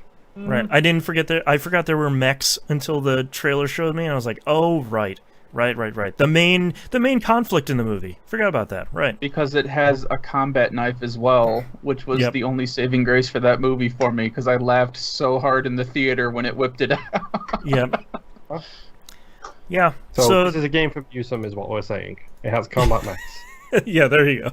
Just play Titanfall 2. It's literally $3. And it's so good. Man. But that was the end of Ubisoft Forward. What did you guys think about that one? I thought it was fine. Like, I literally only made notes about 2 games, which was Rainbow Six Extraction, because I've been waiting patiently, sitting on my thumbs, waiting for that thing to show up. And Riders Republic, because that actually, I'm not going to lie, like, the EA big vibes I'm getting from that really spoke to me as a PlayStation 2 child. Moon, as an eager anticipator of Skull and Bones, I'm happy that you got your extraction first. My Ubisoft dream was okay. Your Ubisoft dream is still crushed. It got rebooted for the third time. I don't have a Ubisoft dream. Yeah. Well, better working conditions. Heyo. Do you have a Ubi hard dream? No. All right, let's move on to the Devolver Digital Showcase. The cinematic universe continues with a lot of chili dogs for some reason. Yeah, what? Were they doing an ode to Sonic during this whole press conference? Nice to see Jason Momoa still getting work as a table holder. Yeah. This, if you haven't watched the Devolver Digital... me, dude, if that was The Rock's stunt double, by the way, because he has the same tattoo that The Rock has on his shoulder. Yeah. If you haven't seen this video yet, it is it's always a good watch. It's only half an hour. It has some trailers in there, but that's probably not what you're there for. You're there for the explosions and the VHS tapes. First game they showed off here was Trek to Yomi, which is this kind of black and white samurai-inspired side-scrolling adventure platformer. Let me do the mashup for you here. Yeah, it's Limbo: Ghost of Tsushima. There we go. There you go. Smush them together. They didn't show off a ton of this, but what they did show off looks cool as hell. So, and I'm a sucker for anything Devolver publishes, so I will probably check it out when it comes out because that looks. Devolver and Annapurna, they've got my money no matter what it is. 100%. They also show off more Phantom Abyss. That's an asynchronous platforming multiplayer thing. So, more importantly, they showed off Wizard with a Gun, which looks sick as hell. Bunch of Wizard with a Gun looks with sidearms. Wizard with a Gun looks incredible. I don't know what style this is, but I just inject it into my veins. Dude, it's steampunk magic. It's like Ars Arcanum all over again. Yeah, like Old West wizard gun business. Like this looks really cool. It also helps that they have a banjo playing while this is going on. Yep. Yeah, it looks like it's largely focused on kind of making your own ammo and kind of managing your resources to make sure that you have all of your stuff properly set up before you go out into the wilds. Roguelike? Yay, nay? What are we thinking? My money. I'm gonna put my money on roguelike. Like 90. I'm 99% sure that's gonna be roguelike. Yeah, it certainly seems like it. I might actually play this. Yeah, looks cool. Wizard with a Gun, you look cool. They also showed off more of Death's Door. This is coming out Xbox and PC on July 20th. I haven't seen this for a while, and this looks pretty cool. A lot of hack and slash dungeon crawling, enemies coming out of big pink doors, slashing at you. You're hardcore melee combat. Yeah, I like a game where you can knock enemies' shots back at them. That is always satisfying. Death's Door looks real cool. I feel like this is something that I can get down with. I'm excited to... That comes out, July 20th. So, don't have to wait too much longer for that one. When we're about to talk about this next game. Yes.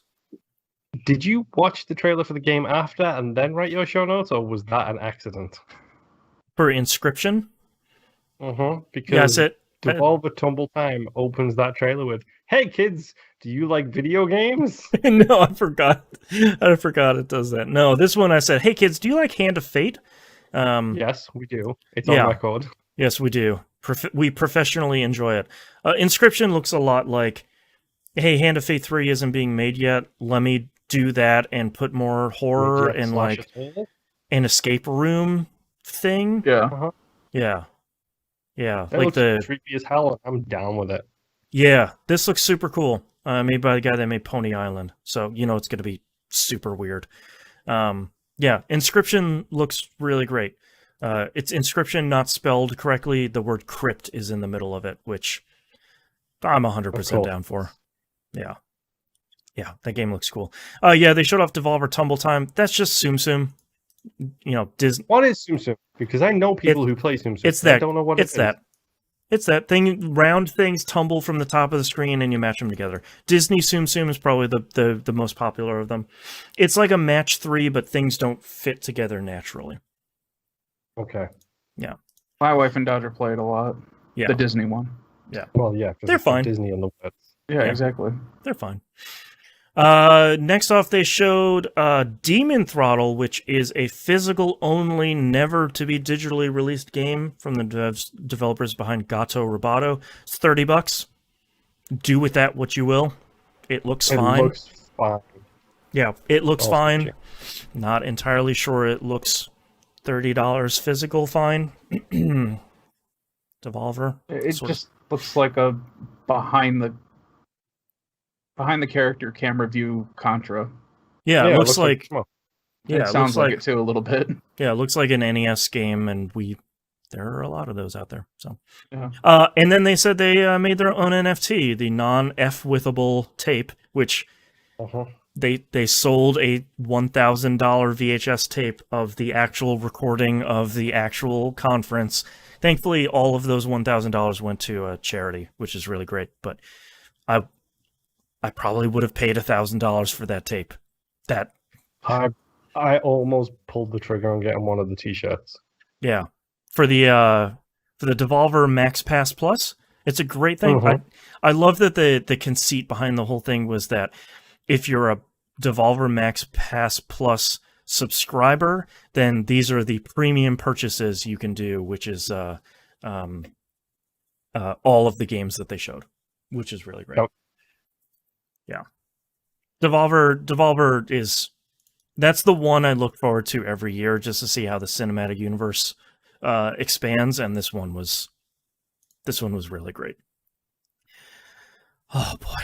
Next up was Gearbox's E3 showcase, which we're not going to cover because it didn't show anything. There was nothing. They didn't even show, like, here's 4 seconds of the Borderlands movie. What are you doing? Yeah. Like, Gearbox. And honestly, I'm fine because as soon as I didn't watch it live, I saw your note for it. I was like, cool. I'm not going to watch that because I don't want to watch Randy Pitchford talk ever. Right. That's fair. Okay.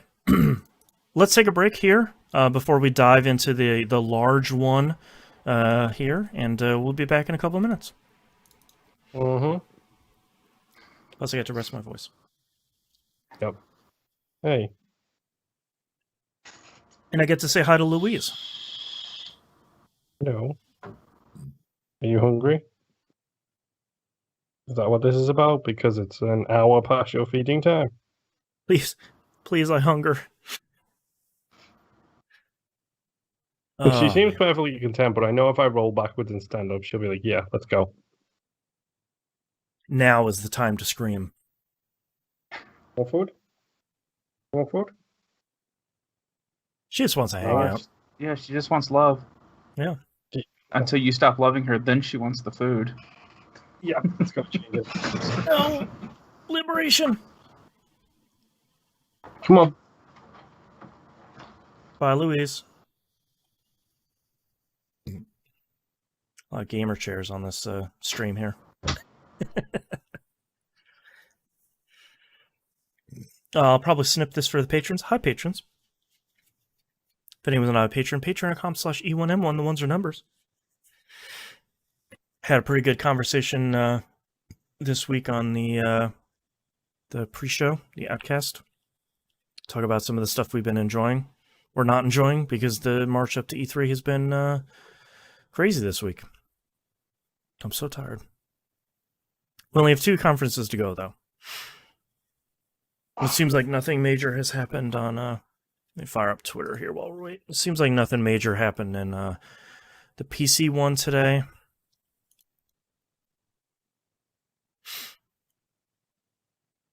Oh no, apparently the PC Gaming Show has had a bunch of sketches in it. That's That's real bad.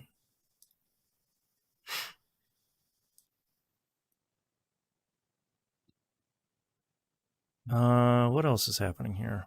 Do you mean like comedy sketches? Because that's just...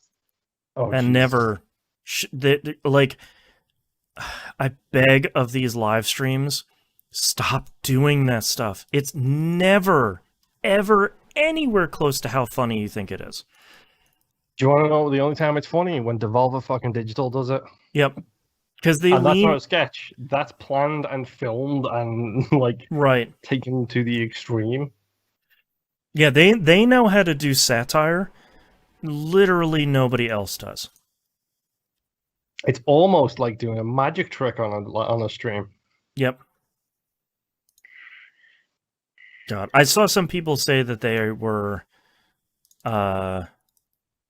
fondly missing Randy Pitchford doing magic, and it's like, stop. Don't fucking encourage that asshole. His Yeah. ego is big enough already. He doesn't need any help. Yeah. Thank you. Like, fuck off with that dickwad. So stupid. With who? What? Randy Pitchford. Oh, yeah. Old Pitchy. He's the primary reason I still won't buy Borderlands 3.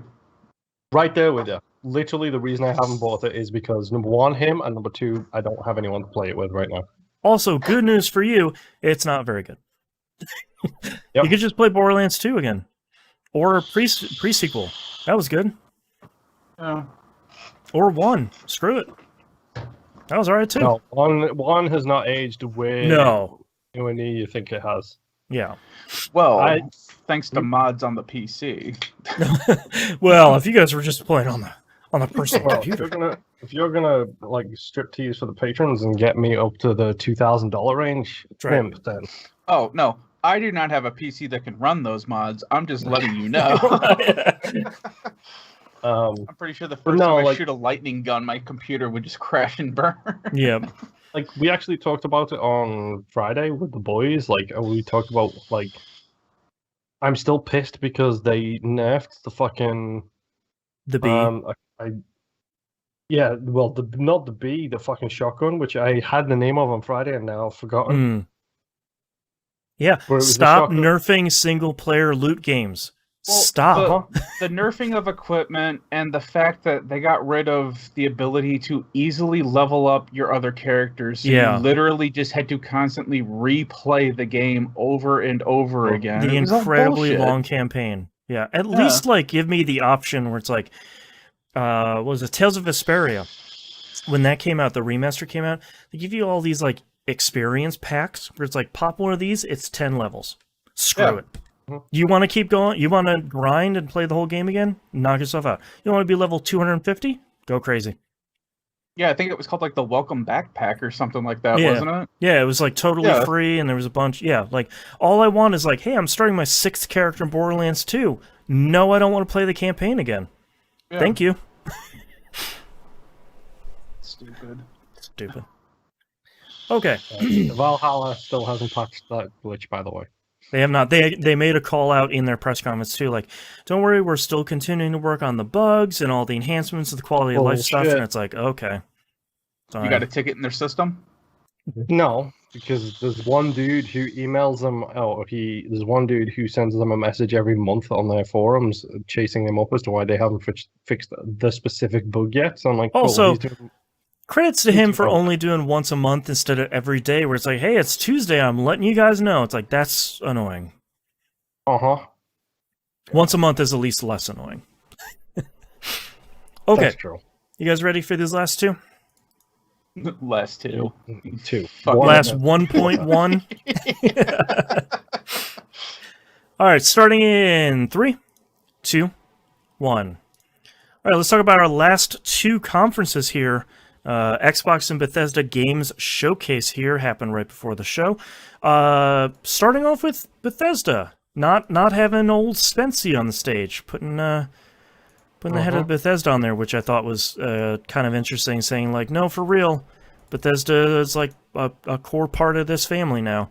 They showed Starfield.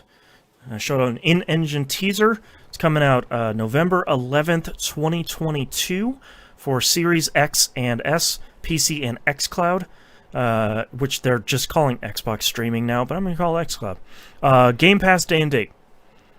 So, not a lot there to go on. That engine sure looks great, which it should if it's going to be on current-gen consoles. I sort of want that to look better than Fallout 4. I was really worried there for a minute that they were going to announce another port of Skyrim alongside of it, but thankfully they didn't. They said it's coming. No, they said, like, it's Skyrim's 10th anniversary. Send us your clips. You can play it on the new consoles now. Yeah, go play Skyrim again. It's like, oh, Jesus.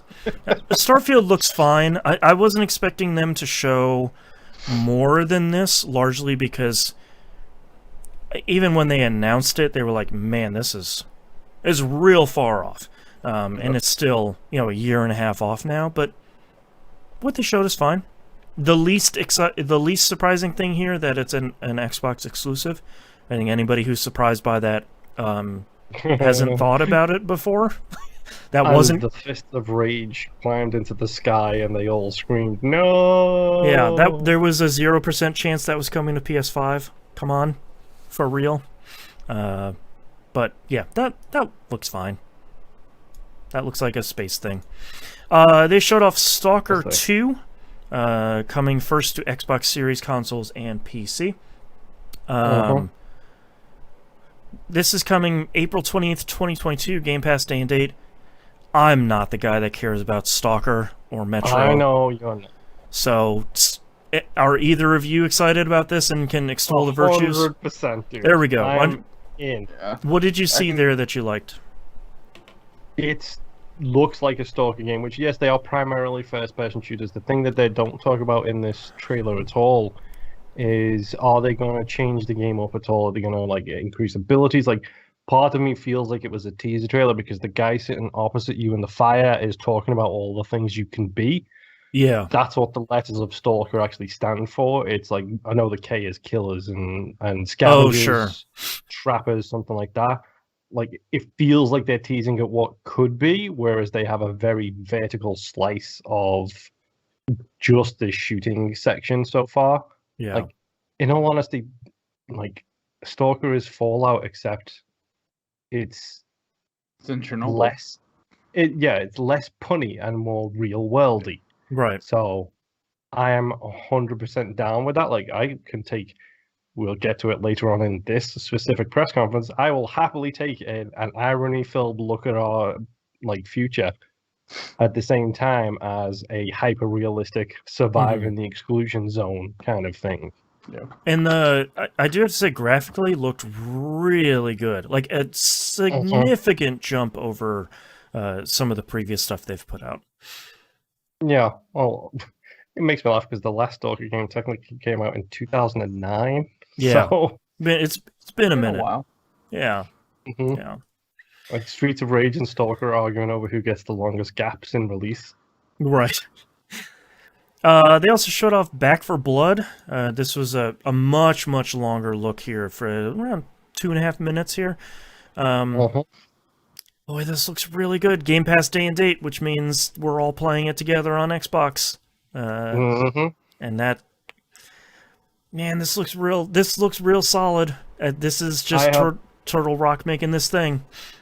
Yeah, I've always said, as long as Game Pass produces 2 games that are released day and date that I want to play on that console, and as a Microsoft fanboy, it almost always does. Right. Then I am perfectly happy with paying the subscription fee for Game Pass. Never mind that I'm locked into 2023 at this moment in time. Right. But even if it's what, $70 a year, $80 a year for Game Pass Ultimate, something like that? Something like that, yeah. I'm fine paying that because I would pay quadruple that for the amount of games that I play using the service. Yeah, at the end of the show, they talked about they showed 30 games off, and 27 of them are coming to Game Pass day and date. The other 3 are Activision games. So and EA, Battlefield. And EA, yeah. What a shocker. Back for Blood looks great. I mean, this is.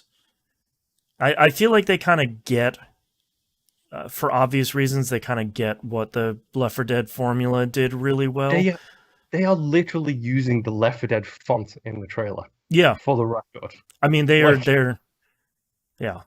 There I were saw some scripted lines in the game that the characters were saying that I remember hearing in Left 4 Dead. Yeah, I saw someone on Twitter today saying, have that, like, copy my homework, but don't make it look too close with Left 4 Dead and Back 4 Blood. And it's like, no, that's... Okay, never mind.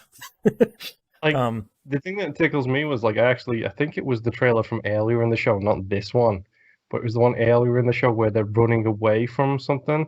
And it's like, yeah, we call it a tank. No, we call it a Hulk. No, we call it something else. And they're arguing over what to call it. It's like, cool. So, that wasn't Back 4 Blood, that was Anacrusis. Yeah, whatever. That's the worst part. There's like 10 of these things. Like we talked about, there's 10 of these Left 4 Dead alikes in the show. It's getting a little confusing. Yeah. And the fifth one is about to show up next. Yeah. Next one here, we have Contraband, which got a CG trailer that is saying that it is a open world co-op game from Avalanche. That's about all we got. Got me interested. Yeah, Avalanche open world looks like a heist game, so sure. Oh, yeah. Avalanche. Ooh. Yeah, this record says from the band that brought you Just Cause, Avalanche Studios. Yeah, I think Avalanche being the developer behind this makes me a lot more interested, but them showing literally nothing here, I think is a little bit frustrating, but it is Game Pass day and date, so whatever, I'll check it out anyway. Who cares? Oh, go on. Read your show notes. Just say your show notes. Don't even talk about the rest of it. Just say your show notes and move on to the next one. Sigh, it's Jack Sparrow. Okay, with that context, everybody knows what we're talking about. Just move on to the next one. It sucks. Next up, Yakuza Like a Dragon. I'm not even going to show the trailer here on the live stream. Yakuza Like a Dragon is on Game Pass today. So now 8 Yakuza games are on Game Pass. So you can play all of them. Literally every one of them. Now, that's the next year until Halo Infinite is out. You can play all it's not that long. But you can check all that stuff out. Is Judgment on Game Pass yet? I don't think so. Give it another week. It'll be there. Next up, they showed off Battlefield 2042. Boy, there's a lot of stuff happening in this trailer. A lot of sandstorms and it's stuff crashing into each other. 128 players. People have been seeing this stupid Battlefield trailer for the past week or so since EA decided it's been to everywhere. talk about it. Yeah. Don't get me wrong, the game looks beautiful, but the fact that they did a CG trailer where the dude ejected out of a jet, rocketed another jet, and landed back in his own jet, it's like, okay, you understand your audience, and that's fine, but there also, is no campaign in this. The number of people that watch the trailer and they're like, this is stupid, like, why would anyone ever do that? And it's like, please. You clearly haven't watched Battlefield videos. Right, please. This is actual Battlefield. Yeah, it's a bummer there's no campaign, but I feel like that they've been approaching that for the last couple of games anyway. Hopefully they'll do campaigns for the sort of old school warfare ones, because it seems like those are the really good ones, and maybe the sort of modern and near future ones will be the multiplayer only. Well, and people who I've seen really break down this trailer have brought up a lot of points that this looks like a version of what MAG would look like today. And yes, 100%. That has really sparked my interest in this game. Because it's 64 v 64, right? Yeah. Yeah. It only needs to double that and then have everybody broken up and then all converge on one central battlefield, and that would be great. If they had I'm sorry to say this, but if EA literally created a mode there called Massive Action Area or something, and it was that where everybody was fighting to get into the middle control zone, just steal it. I'd be in. Just steal the whole thing. No one's going to stop you. Yeah. It looks fine, and I have had great times with Battlefield in the past. Yeah. I don't know if those times still exist anymore with the Twitch-based and time investment needed. Right. I am almost 40. My hands don't do this. like, Also, it's seems like it'd be a good Friday night game where you just pop a beer and just chill with your friends. Yeah, exactly. It's like, oh, look, I shot that guy from like 200 meters. Oh, he got me. Yep. That guy got me from 500. Oh, no. Yeah. That's coming out October 22nd. Unsurprisingly, not Game Pass day and date. Yeah. Who would have thought it? Yeah. Shock of all shocks. We get another trailer for 12 minutes. This time we get a release date of August 19th, 2021, which is right around the corner, and it's Game Pass day and date, so my platform has been decided for me. Also, please don't make every achievement end in 12. Please. Oh, that'd be awesome. No. Why would you say that, dude? I'm not bringing the evil into the world. I'm just having a cautionary tale. Oh, you just manifested the evil into the world, Mr. I Love Moonlighter. You manifested it. It's true. The best thing that could possibly ever happen is if all the achievements just added up to a grand total of 12. That's it. They're 12 one-point achievements. Yeah. You monsters. One for like 890, whatever it is. Yeah, exactly. And it's like, beat the game. Oh, man. Also, Boston, I think I solved the mystery of last week's episode when I suddenly started talking about farmlets. It's because I'm about to get high as hell from my neighbors outside of the windows. Yes. Yeah, you're getting some free enjoyment over there. Yeah. Next the game. Perks of apartment life. Yeah. Next game here, Psychonauts 2. We get a ton of gameplay here, finally and thankfully. Also, if you have a real problem with teeth, maybe don't play Psychonauts 2. There's like a whole teeth level, Moon specifically. Okay, thank you. Yeah, thank you very much. Yeah, because I was not interested in this really at all, to be honest, because I've got no love for the first one, having never played it. Sure. And now that you mentioned there's a teeth level, I am done. Yeah, there's just hundreds. Yeah, it's going to be real bad for you. This is coming out Game Pass day and date, unsurprisingly, and this is coming out August 25th. This is the start of these two games are the start of a very busy August here. I'm a sucker for Double Fine's games. I loved the first one, and I have been anxiously awaiting this game for a while now, and it looks real good. So, very excited. Fallout 76 got not one, but two trailers. They're doing Steel Rain coming out on July 7th, which looks like it's all about the Brotherhood. And then Fallout 76 The Pit, which, going back to the Fallout 3 DLC? Yeah. Fallout 3. Yeah. So, hear that Fallout 76 is a lot better now, but it's a live service game. Pass, so I should probably play it, but I won't because I've got too many other games to play. Your job is not to professionally play video games, so you don't have that much time. Yes, exactly. Yeah. Speaking of not having enough time, Elder Scrolls Online had a real weird trailer letting you know that it's still out. They have to remind us, dude. They're and that's about it. Obliged. It's hugely popular. I think largely a ton of people still play it. Yeah, it's massively popular. I think the only reason they were putting out this trailer is to let people know that the PS5 and Series X update just came out. That kind of redid the entire graphics engine. Looks pretty great. Still Elder Scrolls Online. Party Animals was the next thing shown off, coming out on 2022. Did the Gang Beasts team make this? It looks like Gang Beasts except with connectimals instead. Yeah, like how's that for a throwback to something you haven't heard in a long time? Right. This legally distinct Gang Beasts with animals. This looks exactly as fun as you think it is. It's coming out 2022, Game Pass day and date. If you like Gang Beasts or you were interested in it, this one's got fuzzy animals beating each other up. So, yep. Yeah. My surprise of the show, Hades.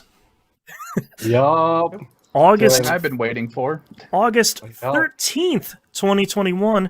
Also has a physical edition, which is unheard of for Xbox games. Game Pass day and date, PC and Xbox. They also, just before the show, announced that the Series X and PS5 versions will run at 4K 60 frames. Good God. Guess who's about to start that game all over again, my man? These guys. Also, it does not Oh. support cross-save from the PC or Switch versions, which is fine. I'd be fine with that. I'm starting it back over. Uh-huh. Yeah. Spoiler alert, go listen to We Roguelike It, where we covered Hades in depth for 4 weeks. Yeah. Hades is, as you've probably heard, Hades is real good. You should play it, even if you don't like roguelikes. It's, There's a reason the trailer says the godlike roguelike. I'll put it that way. It's very good. Next game up here, Somerville. I gotta see what this looks like in the trailer before I remember exactly which game this is, because I remember liking it based on the name alone, and I don't remember what any of it is. There it is. Families lying on a couch in black and white. Yeah, this kind of cool... My wife did not like this trailer. Yeah, this looks depressing as hell, and I really dig it. Because this is the one with the dog, isn't it? Yeah. Yeah, she kept saying, it's like, where'd the dog go? They killed the fucking... Or, just swore. Hey, write that down. Yeah, first 3 time. weeks off. Yeah. But yeah, she was like, where's the dog at? And then the dog's gonna die. Everything was fine. The toddler will be in peril. That's what this game's gonna be. I don't know. I like these kind of games. Like we talked about. I mean, the limbo likes. Yeah, limbo likes. Yeah, brand new genre. I like these sort of games. These kind of moody, depressive puzzle games. So I'm really interested to see what this looks like and see kind of what this turns. There's someone like firing an alien laser at some point in this trailer. Like it. Yeah, there it is. Like this. Some of this looks wild. This looks cool. Everybody gonna dead. Hey, did you ever see War of the Worlds, the Tom Cruise version of the movie? Now imagine if that was good in a video game. There you go. Next one here, we got not one but two trailers for Halo Infinite. We got a multiplayer trailer and what they're calling a gameplay trailer, but that was just a story trailer. Multiplayer, crossplay, and free-to-play, supporting up to 120 frames per second. Give me 2 installable executables. Yeah. 2 separate achievement lists, so I don't ever have to play multiplayer. Thank you very much. Yeah, they're really selling... Like, they even have 2 images side by side where it's like, free-to-play multiplayer, epic campaign. So I'm wondering how much they're going to separate both of these out, because games, they be big right now, so... Yeah, Crackdown did it. Yeah, exactly. Evil's done it for the past 2 games. Yeah. They've had the multiplayer games with separate executables. Separate it out. Yeah. I feel like... I have never played that much Halo multiplayer, but I feel like they nailed everything that I know about Halo, where it's like, capture the flag, ripping people out of ships, we got the battle rifle, we've got the giant hammer thing, we've got the samurai armor, we've got, you know, you got it all. It looks cool. It looks amazing, it looks fun as hell. Again, I think I might be done with multiplayer games. Maybe not for my whole life, but right now, I'm too old, too stressed, and too arthritic to play them. I'm just too darn tired. Well, the best part too was eventually you would get the multiplayer map editor, and right? You would just spend hours creating dumb playlists for you to, like the rocket racing thing that eventually became a mode in 4, I think at 3 or 4. It was just some dude who was just like, yeah, let's just build this thing with the quads and have at it. Yeah, shoot each other with rockets. What else would you do? Yeah. Same with the Griff Wall. That became a real mode after RVB team created it. Yeah, I feel like the engine looks real sharp in these two trailers. I think Halo Infinite had a real solid showing this time, and I think there was a bit of a cool reception to Halo from the last time they showed it. There were some technical issues and there were some little issues here and there, but I feel like for me as a non-Halo fan, I watched this and went like, yeah, man, this looks really good. Like you just I like Baby Cortana. Like the fact that they've got Baby Cortana, not the rampant version. It's kind of a nice touch because it's a way to. I don't think they ever wanted to kill Cortana, and they kind of wrote themselves into a corner. Right. It threw me off that they gave her clothes. Yeah. Thankfully, we're growing as an industry. I like it, if I'm completely honest. I really do Oh, like the I'm not baby. saying it looks bad on her or they need to make her naked again. I'm just saying it's like I didn't realize that was Cortana until I heard her talking and then she looked at the camera. I'm like, oh. Oh, it's her. Well, hey. Yeah. Yeah. That's going to be Don't worry, launching. she hasn't been connected to the internet yet, so she hasn't gone full racist. That's right. This launching this holiday, which is the only release window that they would give, and they're still committed to doing Game Pass day and date. So that looks real good. Next up, they showed Diablo 2 Resurrected. I think there's the subtitle on this remake. Yeah. This is coming out November 23rd, 4K, 60 FPS, cross progression, 8-player co-op. Not Game Pass day and date because LOL Activision. This looks like the Diablo 2 we've been seeing for a while, so there's nothing. Yeah, it's a real good reason to destroy a studio just so they can get this game out the door. For sure. Bummer. Next game, which I thought was Diablo 4 in like the first couple of seconds here, Plague Tale Requiem, which genuine surprise. I really didn't think we were going to see another one of those until I took 2 seconds and remembered Plague Tale Innocence was a massive runaway hit for Focus and Sobo there. Because it came out when nothing else was coming out, and it was well made and well executed. It's not a perfect game. I'm about 3/4 of the way through it, and it is not perfect by any stretch of the imagination, but it tells a good story. It's a cool idea. It's a great idea, and it came out when nothing else was coming out. So everybody was talking about it for 2 weeks. And when you make video games, that's all you need. And 2 weeks is forever. Yeah. That's coming out 2022, Game Pass day and date. That looks really good. That looks cool as hell. Far Cry 6, I wrote, oh god, more of this. It turns out this... Weapons... Yeah, it turns out this time we're actually doing a gameplay trailer, which is great. It only took us about 4 or 5 tries to get to this point. And then you find out you have a Mandalorian pack. Yeah. I don't know. Hasn't seen season 2. Yeah, Far Cry's always cool. I'm not going to play this because I liked Far Cry 4, and I feel like I got what I needed to out of the franchise, but this looks cool. Yeah. I don't know. Looks like Far Cry, which is good. I'll probably play it eventually, maybe. I don't know. I've still got 4 Far Cry games that I haven't played yet. Yeah. So, that looks fine. Slime Rancher 2, which is... Sure. Why not a sequel I thought we were going to get, because I thought this was just going to be another piece of DLC. This looks like more Slime Rancher. Feel badly for putting all those cute little guys in those cages. It's coming out 2022, Game Pass day and date. Not close out. One of those games, like Descenders, I think, that benefited from going on Game Pass because 100%. Like, I didn't know a thing about it. I bought Slime Rancher because of the Game Pass thing. I was like, yeah, I'll support these. I'm like 2 hours in, and it's like, this is so cute. I don't care. I'm just gonna pay for it. Yeah.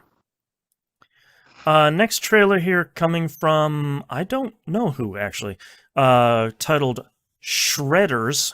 Oh, Foam Punch. I don't know who that is. This is a game called Shredders. Claims to be by snowboarders for snowboarders. This looks like a... Doesn't look great. No. It looks... You know what this reminded me of? SSX3? No. Because it doesn't have the funk that SSX has. I know. It reminds me of the skating game, like the actual skateboarding game that came out recently, which is just basically a hub that you skate around and do tricks in. Yeah, I don't remember what that was. XL, is it? Yeah, something like that. It seemed well received. In this, whatever the skating game I'm talking about did not get received. Okay. It was a good skating game, but it had no story, no campaign, no missions, nothing like that. Tony Hawk 7. This comes out December of this year, Game Pass, day and date. This next trailer I wrote, what the actual hell? We're getting another trailer. I think, Nimp, you were the one to remind me that we've already seen Atomic Heart before. Yeah, this is like a weird futuristic Russian Fallout kind. Yeah, where they've Yeah. got like the time period 50s music playing in the background, and this is all supposed to be like the utopia that's fallen kind of thing. Yeah. And it right around the time you said I don't know what this is, that I was like, oh, I remember seeing this last year when they showed it, and they didn't show any gameplay for it then either. So Yeah, this is real weird. I feel like I could potentially click with this, but everything they're showing here is so disjointed, like all this gameplay stuff, that I'm not even sure what I'm looking at here. So, but the character does do the little scribble on the robot spider. I like that. I can get down for that. That's coming out Game Pass day and date. Here on all the stuff that you can stop saying that now, dude. We already, all of them. Yeah. We hit the three that aren't. Yeah. Next game here for best style replaced. This game looks dope as hell. It looks great, but it's got that exact same like glitchy, staticky effect on it that the one was talking about, where it's just like I don't know if I can handle it. This almost like a 4-hour game. Great. Sure. It's almost like this 80s retrofuturism that is like, hey, you remember VHS tapes and tracking? It's like, yeah, that sucked. Yeah, this looks super stylish. I don't know what it is. It almost seems like it's kind of an out-of-this-world kind of thing, a limbo-like, if you will. But I don't know. This certainly looks really incredible. This comes out 2022.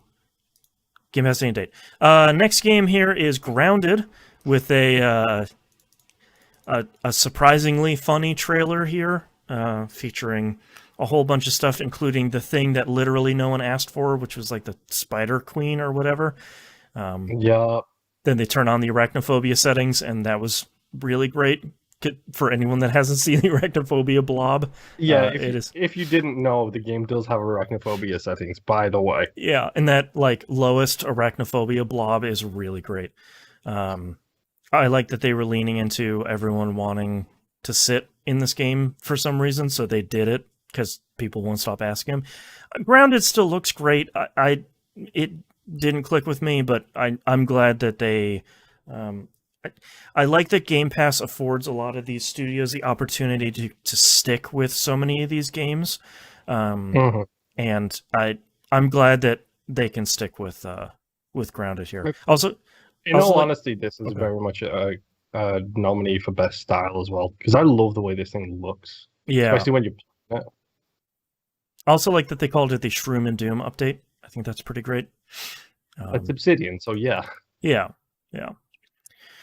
What's the next one? Among Us 15-player lobbies. I said earlier we weren't going to talk about Among Us. LOL, gotcha. Next game here is a Euden Chronicle : 100 Heroes, which it is. God, boy, this is a JRPG, folks. This is the kickstarted JRPG from those who made Suikoden, and they're making another Suikoden. It looks pretty good. I know. I'm out on this one. I have no idea. Yeah, this is good or not. 100% not your wheelhouse. Don't even attempt to. This is coming out. Game Pass ended out in 2023, which is LOL. Yeah, this Moon. Sorry, this is not. Did you that sentence with a 3? Yes, yeah. 2023, LOL.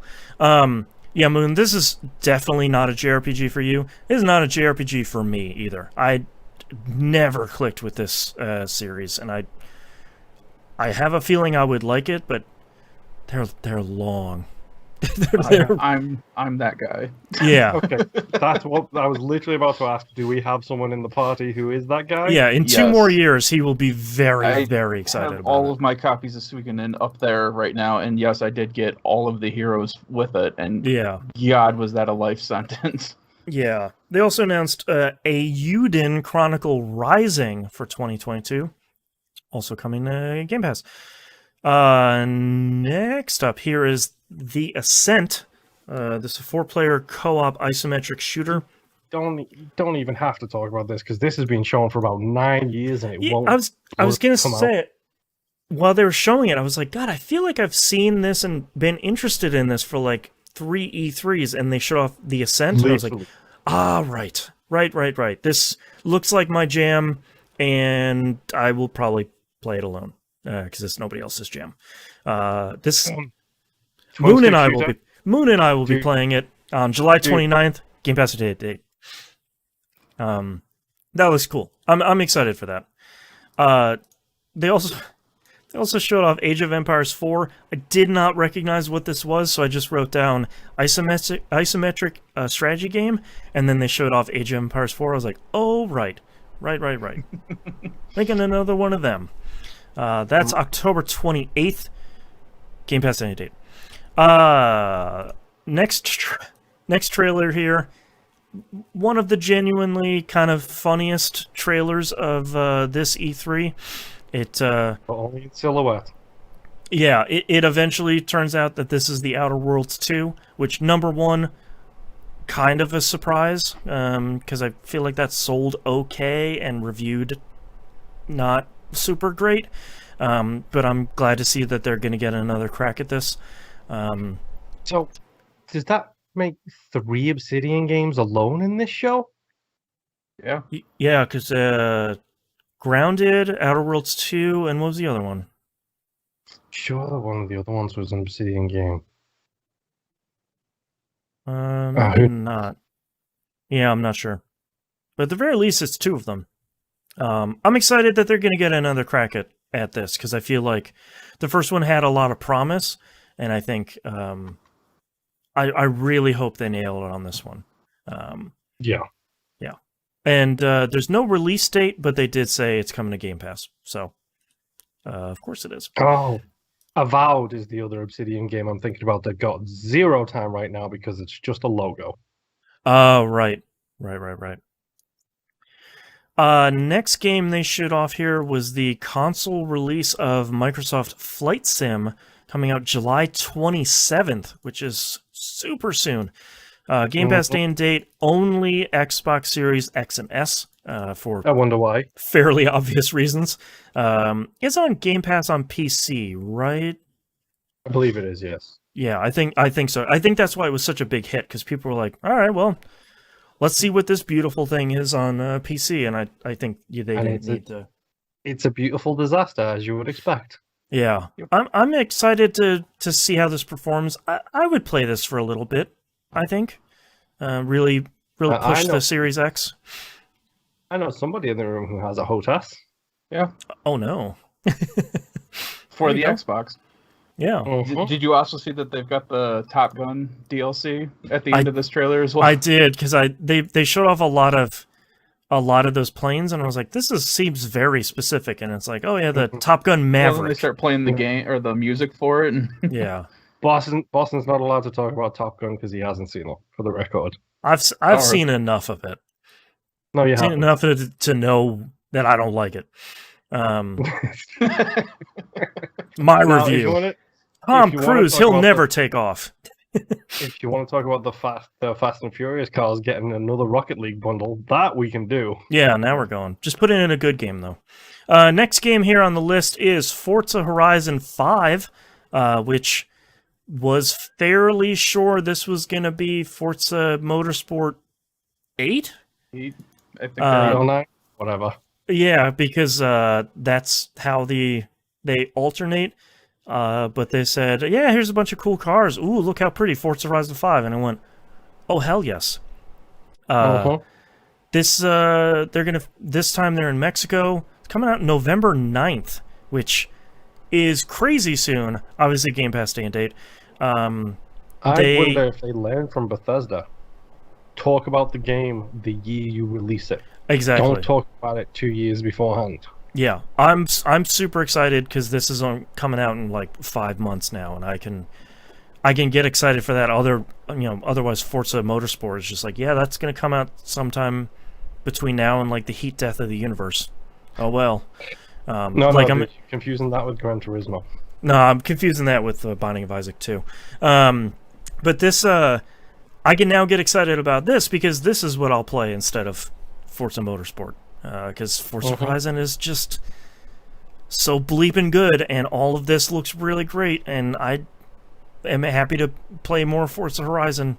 They like we were talking about earlier in the show, they sort of reinforced a lot of the social stuff.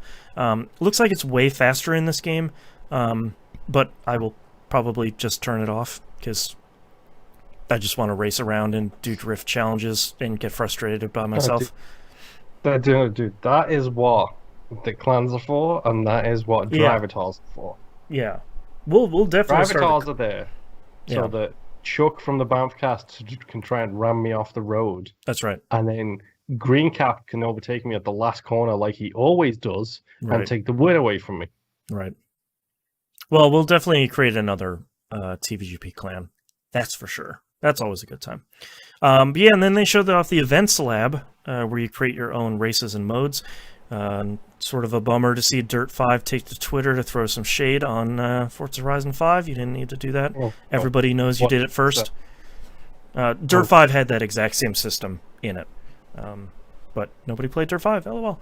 But yeah, I'm very... I thought we would have to wait probably about 2 more years for another Forza Horizon, and I'm really happy to be proven wrong because I need more of it, because I just need to play more Forza Horizon. So, yeah, this looks really great. What else do we have? Wait, there's more. Yeah, they said 30 games. I also mentioned that I liked the pre-recorded thing here because I like there weren't a bunch of jerks yelling in the LA Convention Center to try and get Keanu to yell back at them. That was really great. I appreciate that. Let's maybe please keep doing that in the future. And then one more thing. This is what Arcane Austin has been working on. Redfall. They're really pushing that it's an Xbox exclusive, which of course it is. You own them. Oh, no. Yeah. Summer 2022, Game Pass day and date, of course. This is their, what looks to be the last hash mark here on the Left 4 Dead Alikes list. This looks real cool.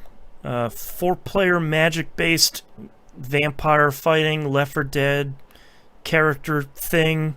That lady reloads that gun with magic, and that's super cool. There's a robot buddy. I want him to be my buddy. Shoot stuff. This looks great. Can you read your notes for this for me, please? What did I write? New game from Arcane open brackets Austin. For those of you who don't know, that's the Prey team, folks. Yeah. Yep. Xbox exclusive. Duh. Yeah, I wrote Xbox exclusive. Duh. Yeah, this looks super cool. I can appreciate a lot of people, and I can count myself among them, being a little bit bummed that they're not making another kind of first-person sim thing. But this might be just one of those things where, like, you get certain studios that they want to do something different, and then they cycle between what they do. Like, so who knows? Maybe it's a case of we've got this idea, we want to execute on this, and now we've got one writer sitting in the corner who's been writing more stuff for the Prey universe for the past 4 years. So let's go and make use of that license again. I finished another page, boss. It's like, yeah, good job, make sure buddy. Somebody fed the writer recently. Right, exactly. Yeah, and I feel like, Arcane Leon is working on finishing up Deathloop, and I feel like it's one of those things where, like, Arcane is a studio that if this thing... Hopefully this doesn't bite me in, like, a year and a half. If this thing wasn't cool, I feel like they probably wouldn't be doing it. So it seems like it's in vogue this year out of nowhere to have 4-player co-op zombie or infected or parasite shooting things. Moon's holding up 6 fingers. It was 6 this year. That's just in the show that we've watched. That doesn't even include all of the stuff we don't see. Right. So I feel like if this thing wasn't cool, they probably wouldn't do it. To be fair, we didn't see any gameplay, but I feel like you can probably extrapolate a lot of stuff out of this. But yeah, this thing This thing, it just looks cool. Cool style. A lot of neat stuff. That guy's got a glowing eye. It's cool. 405 Limbo likes, by the way. Yes. The year of Left 4 Dead likes and Limbo likes. All about the letter L this year. Yeah. Next year is M. M for Mass Effect. M for massively multiplayer. Buy stock in M. And then they finished up the press conference by saying, no, they're actually still making a mini fridge. For real. The Series X mini fridge. So it looks cool. Yeah. Like, if it wasn't limited edition and it wasn't probably like $500, I would buy one. Yeah, I'll put one in the background over here. Yeah. Put some energy drinks in there. Sure, why not? Stick one next to my couch. Yeah. So that's Microsoft's press conference here. What do we all think about that one? In all honesty, that was a banger. Yeah, they had a lot of good stuff. There wasn't a lot in there that I wasn't interested in. Diablo 2 being an exception. Right. Like 90% of what if money were no object, right. If we had 1,000 patrons at $5 each, I would happily sit here and play every game they showed. Yep. Every game they showed. Whereas, well, good news, Moon. They're all on Game Pass. Yep. Yeah, exactly. So money is no object except for the big three that we talked about previously, which I don't care. I'm not paying $60 or $70 for a Battlefield multiplayer only game. Yeah. Right. And I don't care about Diablo. I just don't. I was a Max Payne guy, not a Diablo guy. Sure. Well, and I feel like this year, number one, I agree with you. This was just like one banger after another. But I feel like this year, more so than years in the past, is just one after another where it just ends with like, play it on day one on Game Pass. It's just like, man, if you don't have Game Pass by this point, like, I feel like you got to watch this thing and be like, yeah, should probably get that, huh? Like, starting a couple weeks here, there's just a bunch of stuff coming out. And even Phil Spencer was on stage and was like, yeah, every month we have like one or two of these big releases coming out, and they're all on Game Pass. It's like, yeah. In the words of Tamar Hussein on Twitter, congratulations to everybody who is an Xbox Game Pass and Xbox Game Pass Ultimate subscriber only. Yeah. It's just like, they've done such a show for us. Yeah, they've just done such a good job at marketing that, and it's conferences like this where it's like, hey, 27 out of the 30 games here are on Game Pass day and date for free, and you're probably either excited to play them or you're just going to check them out anyways because it's free and it looks cool. So they've got quite a bit of diversity.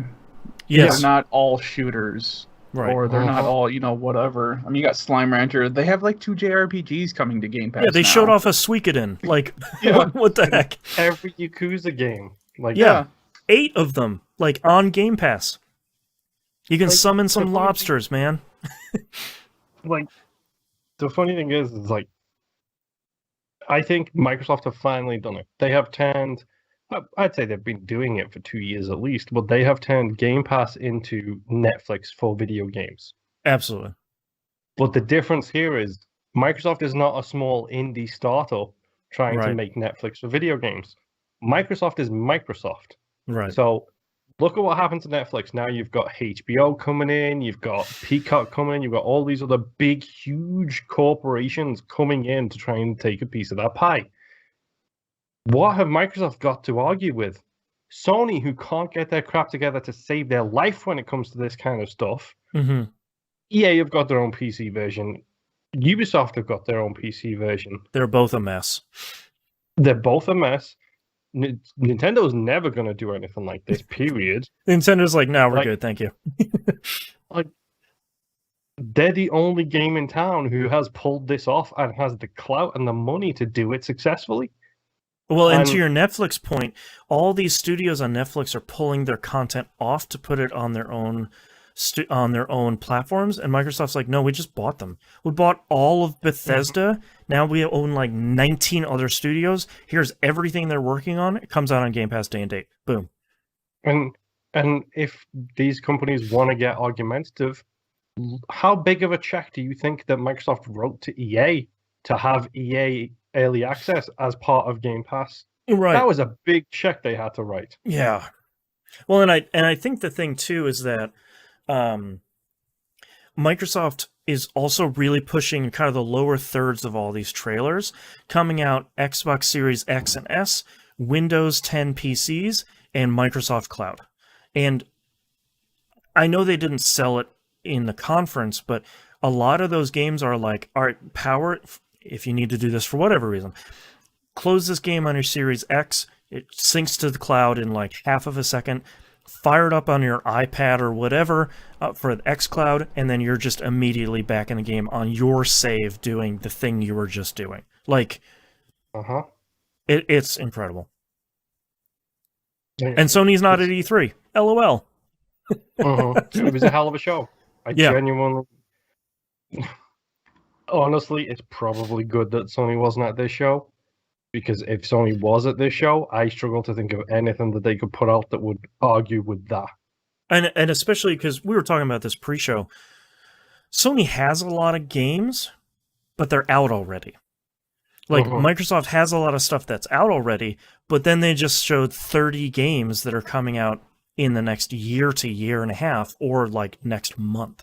So like, it's hard for pretty much anybody else, because nobody's the size of the Xbox Game Studio at this point, for better or for worse, to show like, all right, we're Sony and we got 30 hot bangers, here you go, and a bunch of them are free. Like, there's no way to... That was a hell of a conference. Like, that's... Like, there's some stuff that, don't get me wrong, there's some stuff that we saw, especially earlier on, that I'm sad are Sony exclusives.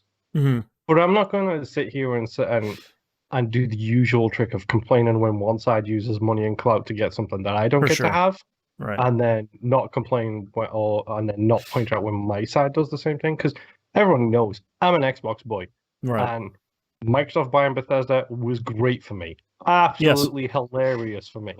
You love those games, and now they're going to be on the platform you love, guaranteed.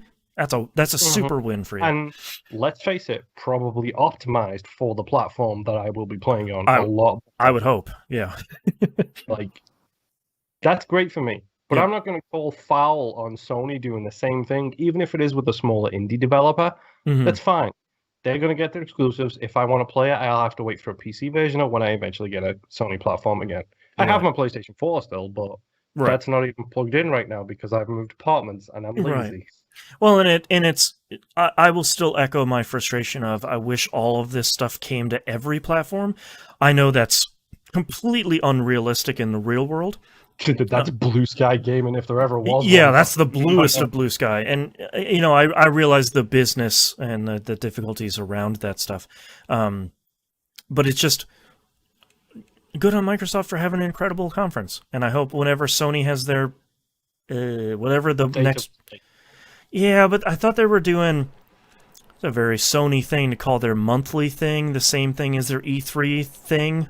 So hopefully they show off a bunch of cool stuff there. But this is definitely the one to beat. Which is funny, is following 45 minutes after that. You can tell how little we want to talk about this. Square Enix Presents aired a little bit after that. Yeah. Square Enix presented a wet turd. They showed off Guardians of the Galaxy. Eidos Montreal is working on that. This comes out October 26, 2021. I summoned the monkey's paw early on in Discord by saying, like, yeah, this looks fine, but, like, I really need to see gameplay. And then they showed off about 15 minutes of gameplay to the point where I was pleading for death for this to just be over. This looks fine. This looks like a one of those not 4-player co-op third-person shooter things. It looks fine. We'll see. Some people will remember what you've done and the choices you have made. That's right. Some people. And I'm calling it now. This is going to be another games as a service game, exactly like the last Eidos Marvel-based game. Yeah, they very distinctly did not address that. So that's very much a concern. Previews that were published at the same time, a couple of people I really like felt very positively about this game, which I am surprised about. But after that 20-minute demo out of a 40-minute video, I don't want to see any more of it. So good job, Square. You did it. You unsold me from what could potentially be a great game. Your notes for this press conference are great, by the way. I got real spicy because I was super excited about this because Square usually doesn't let us down, except for this year. They showed off Final Fantasy Pixel Remaster. No, they didn't. It's Final Fantasy 1 through 6 remakes. They showed us the logos of those games and said they're coming to Switch, Steam, and mobile, and that was the 10-second trailer. No. You said an extra one there. Yep. They're coming to Steam and mobile. And then what's your notes? Why is this not on Switch? What is wrong with you? The actual, like... So they're releasing some more screenshots of this as we're recording, and it looks like they're bringing 5 and below to the graphical style of 5 on the Super NES. That's great. And then it looks like they're largely leaving 6 alone. That's great. Why is this not on Switch? Why are you stupid? Game Pass 1? Square! You do that too. That would be great. But, like, you can literally print money by saying, hey, the first 6 Final Fantasy games and then pretty much all of them after that are on Switch. Nope. Guess Square's too dumb to like money. They showed off a quick trailer for Legend of Mana. That's out next week. You didn't... Yeah. You don't need to show that much of that. Showed off Marvel's Avengers with a roadmap that was 75% stuff that's already come out, and the last 2 squares was Summer and Beyond, which Black Panther looks really good in that, but... I'm really glad to see they're following on Marvel's like roadmap thing, where they tell you when you're almost done with one of their phases, what all the phases are. They've got like 2 blips left. And then it's like phase 5 and then nothing. Yeah. I own Marvel's Avengers. I bought it for like $10 and I still haven't played it. So. No, you can't move on to the next one. Read your note. Hey, it's a roadmap. Please, I'm dying here. Just. Thank you. Marvel's Avengers has failed. Either significantly fix it or let it go. Also, notice they didn't show the biggest hit they've had this year, Outriders. Where was that on your press conference? What are you doing? People Can Fly did that, dude. Yeah, but Square published it. It's their biggest hit of like the last 5 years. I'm aware, but I'm pretty sure Square just wrote a publishing check for that. This is all stuff they have influence on, dude. That's so dumb. Yeah, they also have influence on Hitman Sniper subtitles something because it was another 10-second trailer they didn't catch. They also showed a short trailer for Near Reincarnation. That's mobile. Final Fantasy War of the Visions. That's mobile. Final Fantasy Brave Exvius. That's mobile. Final Fantasy VII's First Soldier is their Battle Royale Final Fantasy VII mobile game. That's coming out this year. Then they decided to... You missed a note. 14.10.11. Oh, 0.1. Final Fantasy Brave Exvius. Oh my god, I'm dying. There you go. You can just sub that in for pretty much anything in this press conference. This Babylon's whole thing, we were all so disappointed. Yeah. Next one here, Babylon's Fall. Platinum Games is making this. I forgot they announced this a little while ago. Whoops, it's a live service game. Girl, what are you doing? Right, and what happened with Square's previous live service game again, please? Marvel's Avengers? Oh god, it's such a... All of us are playing it, like, every reset. It's just so stupid. They did show off Life is Strange Remastered Collection. That still looks great. They didn't significantly change how that looks. They kind of improved the lighting engine. They fixed the lip syncing. Apparently the frame rate has been smoothed out. That's coming out September 30th. They also showed off a new trailer for Life is Strange True Colors. That still looks really great too. If you buy the deluxe edition of that, comes with the remaster collection along with it. So, and then the last one that I was waiting for. I just want to take a minute to say that I really want to fight chaos. If there's one thing in my life I wanted to do, is I want to go fight chaos. Okay, number one, as a Final Fantasy VIII lover who is not deep in the lore, I'm assuming Chaos is a character of some kind. No. Yes. Yes and no.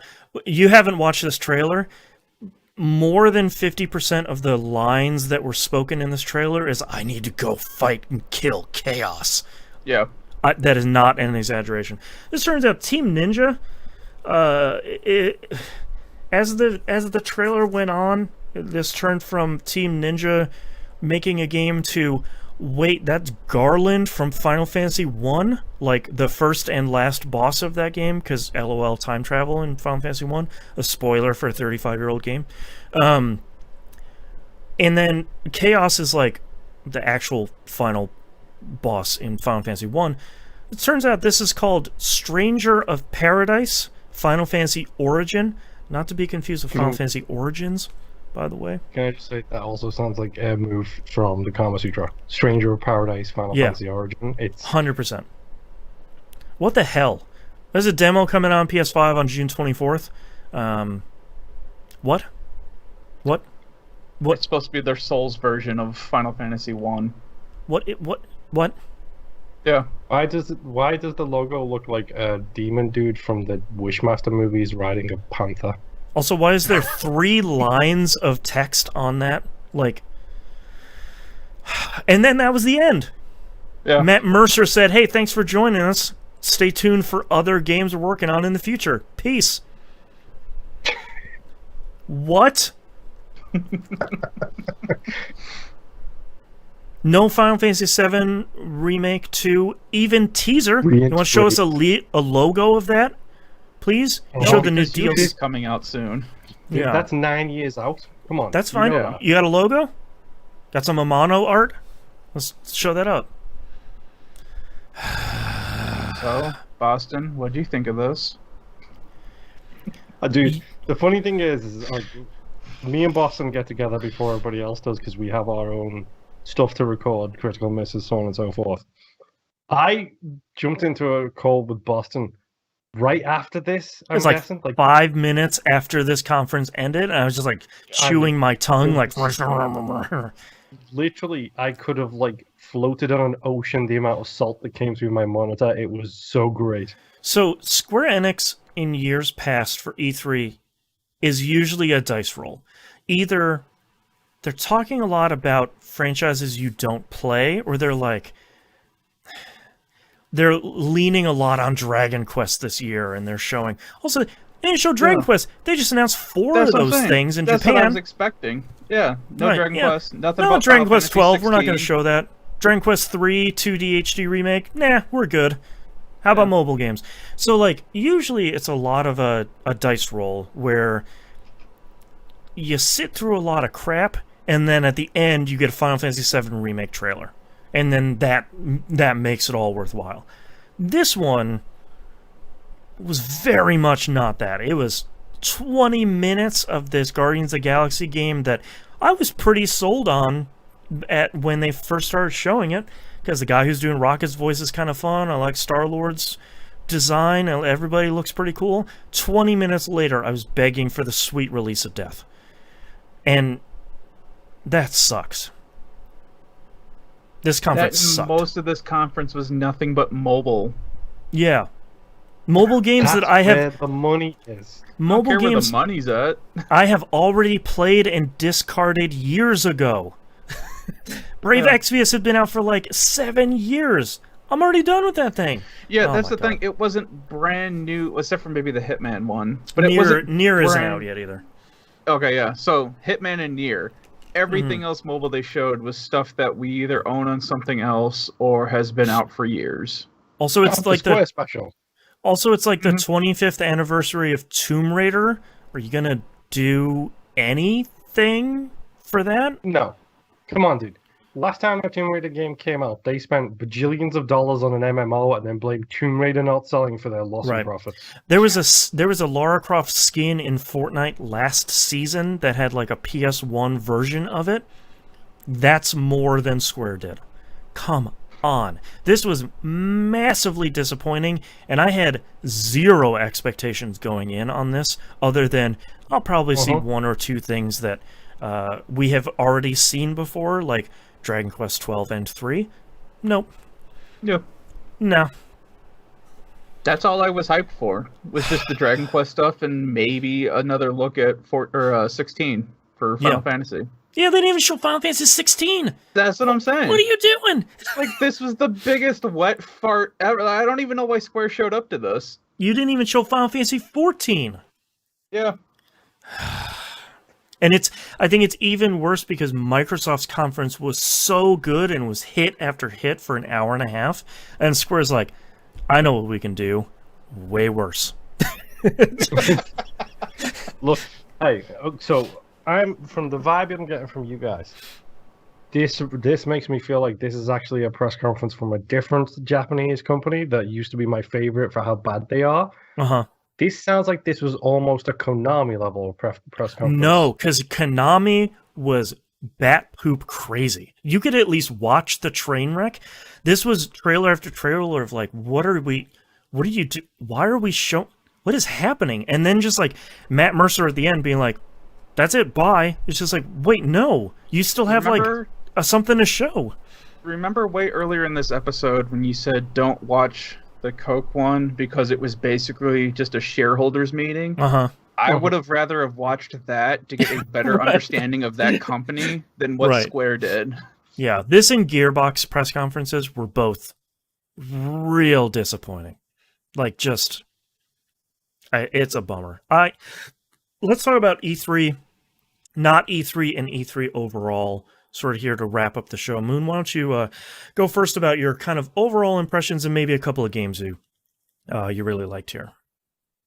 In all honesty, like, I probably enjoyed this year a lot more than most years that I've watched E3 because, as I mentioned at the top of the show, I didn't watch anything live because I have a tendency to I would jump in the Discord, I would be on Twitter, I would be live tweeting my experience and stuff like that, and then I get sucked into the hype and I get super excited about a bunch of games that I don't need to think about because they're not coming out for another 4 years, and then I just get depressed with the 500 games I've got waiting to play that are not the new hotness, and that's fine.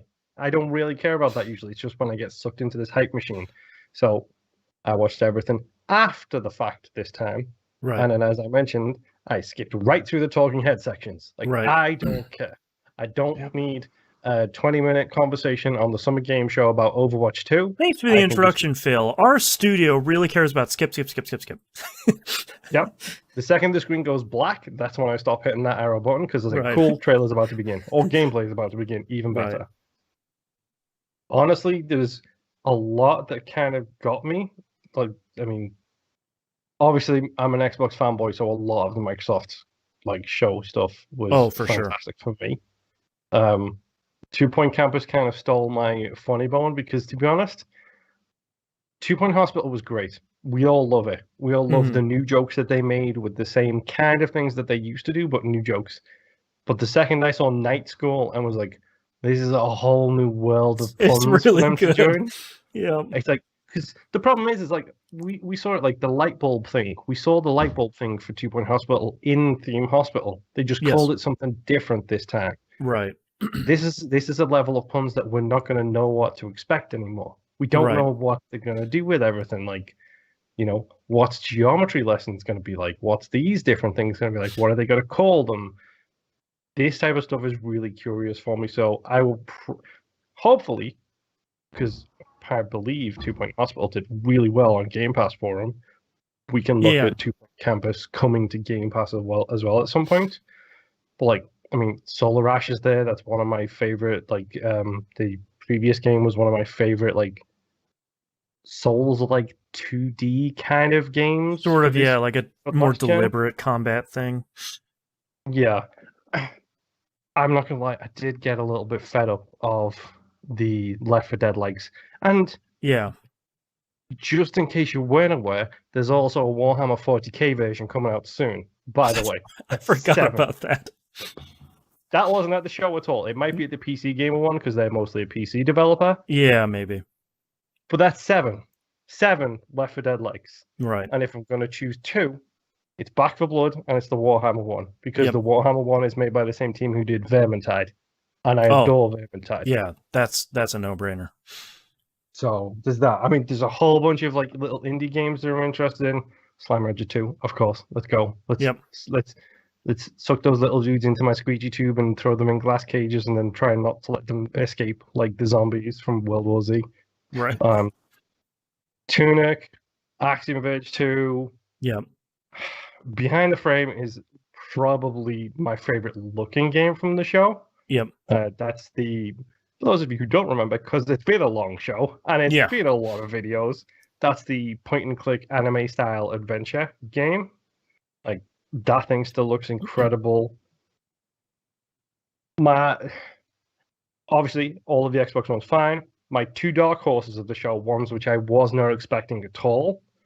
I thought Riders Republic was going to be underwhelming. And as you said, Boston, describing it as Forza Horizon, except made by EA Big, that's what the vibe I'm getting. So suddenly now I'm interested in it because of that. That's a good sales pitch.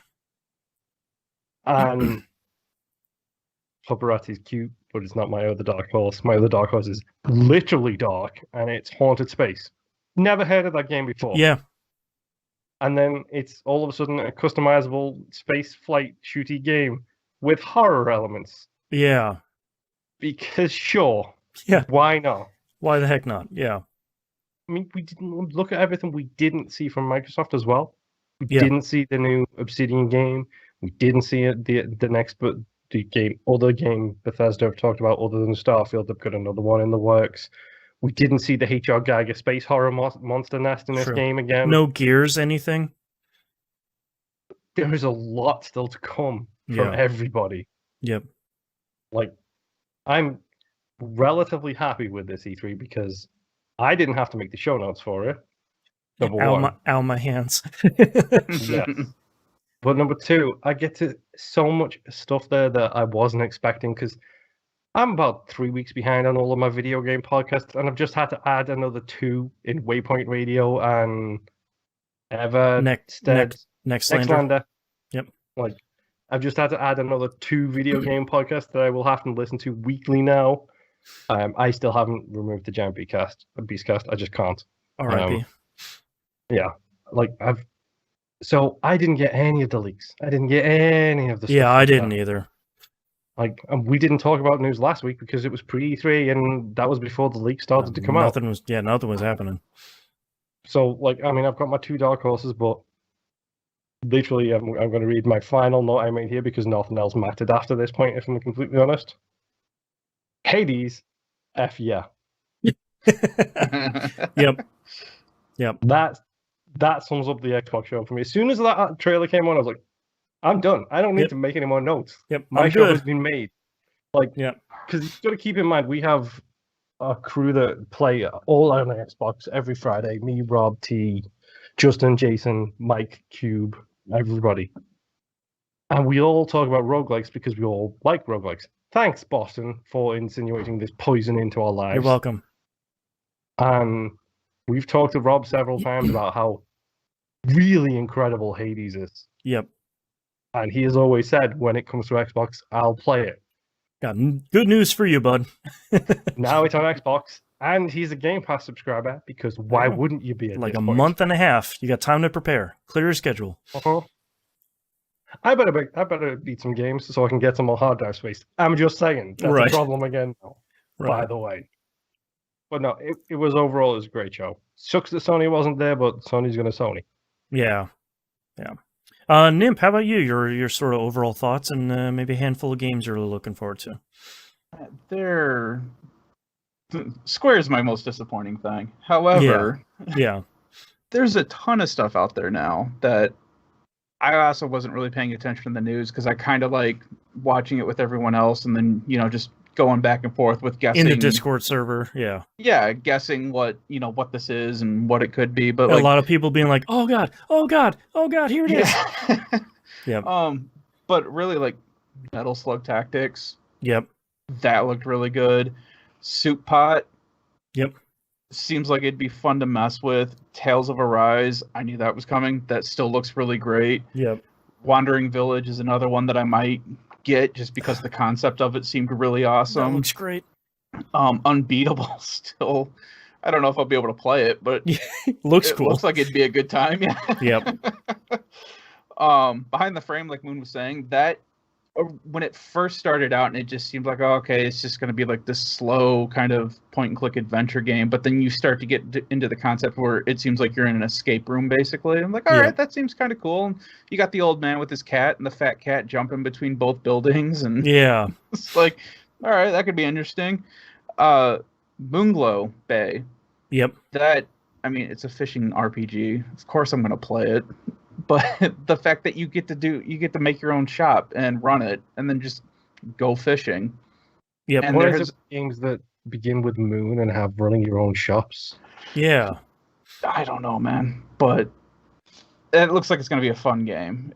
12 minutes. Still waiting and looking forward to that happening. That seems like it. Even when I first had seen it, it seemed like an interesting concept where the game is taking place in this tiny, tiny apartment room, and that's the game. You're on a 12-minute loop trying to figure out what happened. Yeah, it's like that just seemed like a really interesting concept that I've just been wanting to try out to see what they do with it. Yeah. Doki Doki Literature Club, of course. Yep. I don't know if I'm going to play it again, but I might. The fact that you get a floppy disk with the soundtrack. Yep, that's real good. Yep. Like Moon was saying, Haunted Space, just because it looked like a really awesome space game that has really great, possibly really great customizable options.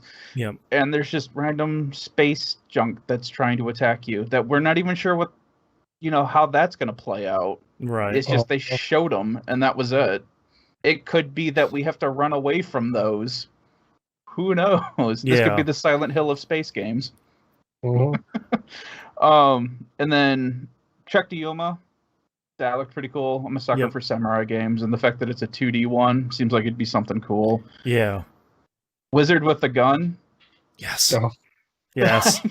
So Don't cool. know why, but yeah, that's really, really clicking with me. And then Hades and Rainbow Six. Yep. So Have you never played Hades? Out of curiosity. No, because I was gonna pick it up for the Switch, and then they had announced that eventually it was going to come to consoles, and I was like, oh, okay, I'll just wait a little bit, because right now my Switch just kind of lives in the living room for the kids until the Skea comes out, and then I will be taking back possession of that. Yeah. But no, that if it was only going to be Steam or Switch, I would eventually pick it up, but since they said it was going to start coming out to everything else, it's like, okay, I can wait and see what else they do with it. So yeah, you're in for a hell of a ride. Yeah. Yeah. For me, I think this was largely a really solid show. I have here on stream the Future of Play Direct. If anyone hasn't watched that, it's a 15-minute thing I forgot to mention during the show. It looks like a bunch of cool indie games that are all... There's like a lot of Dreamcast-inspired stuff in here that looks really cool in kind of the most flattering kind of way. There's some really cool stuff. I think this show for me was really solid. I loved we've talked about the negatives already. Loved the Microsoft show. I think they knocked it out of the park again this year. I liked Summer Game Fest, and that show gets better and better every year, and I think it gets kind of a little honed every year to kind of where they want that to be, and I feel like they're getting really close.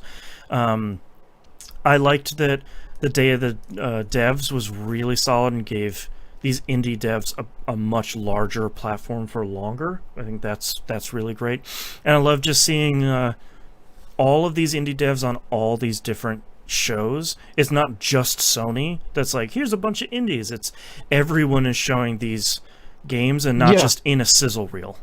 Yeah, it used to be like which Microsoft or Sony who has the indies this year. Exactly. It used to be the discussion, and the fact that now indies are so focused on every single show except for Square Enix seems to be really, really great. Yeah. My hits of the show are Metal Slug Tactics. I think that's one of those like chocolate and peanut butter things I didn't know I wanted, and I'm very happy that it's a thing. 2 Point Campus. That's an instant sell for me, but I love 2 Point Hospital so much, so that's pretty much a given.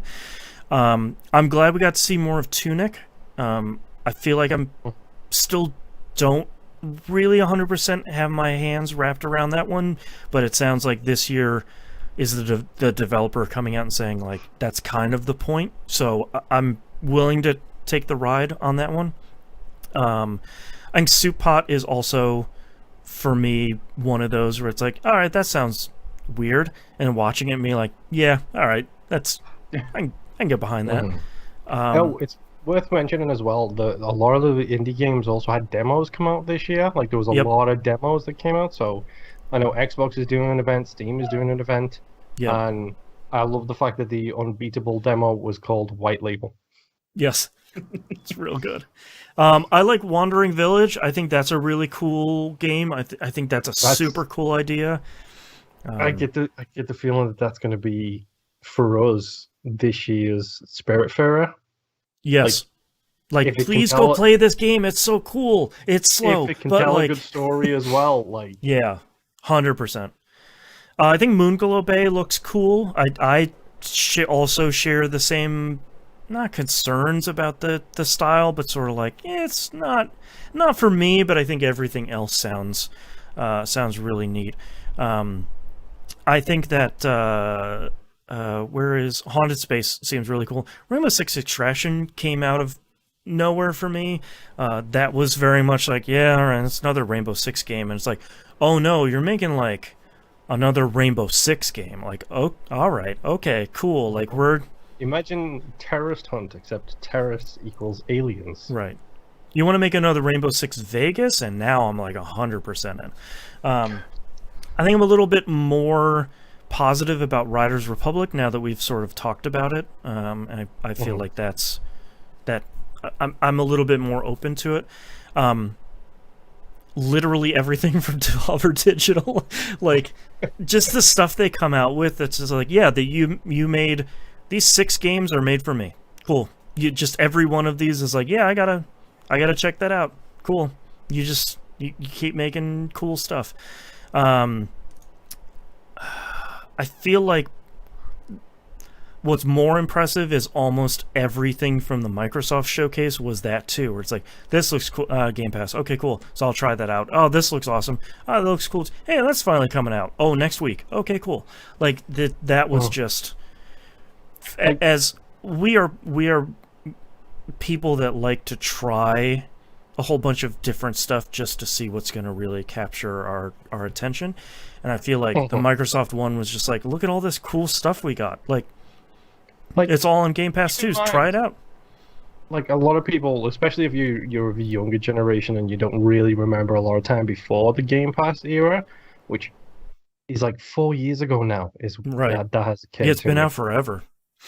When I was a kid, I would watch E3, like I was 15, 16, all the way up through to like 4 years ago. I would watch E3, and every single time I'm watching E3, I'm thinking, okay, I can afford maybe 2 or 3 of these games. Right.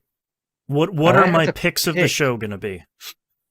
You had to pick the things that you know for a fact that you wanted to buy day one, and in my case, never play it for 4 more years. But right. Things you wanted to pick up on as soon as they came out, so you could jump into it because you were just that excited about it. Right. And then Microsoft come out and go like, "Yo, we got you, Holmes. 27. Like, what do you want? Here's this buffet." Yeah. And like we discussed as well, it's a variety. Yep. Like, it's not just the same game over and over and over again. Like, seeing JRPGs at a Microsoft press conference event essentially is great. Yeah. And the last time I can remember that happening was Blue Dragon for the 360. Yeah, yeah, exactly. Blue Dragon, Eternal Sonata, and then probably Vesperia was all done at the same time. And Lost Odyssey. Oh, that's true. Yeah, because usually, the joke about Microsoft ones is always like, here's a third-person cover-based shooter, all right, and Sony's is, here's a third-person character action game, yada, yada. But I was really happy to see Microsoft have just a ton of variety. Yeah.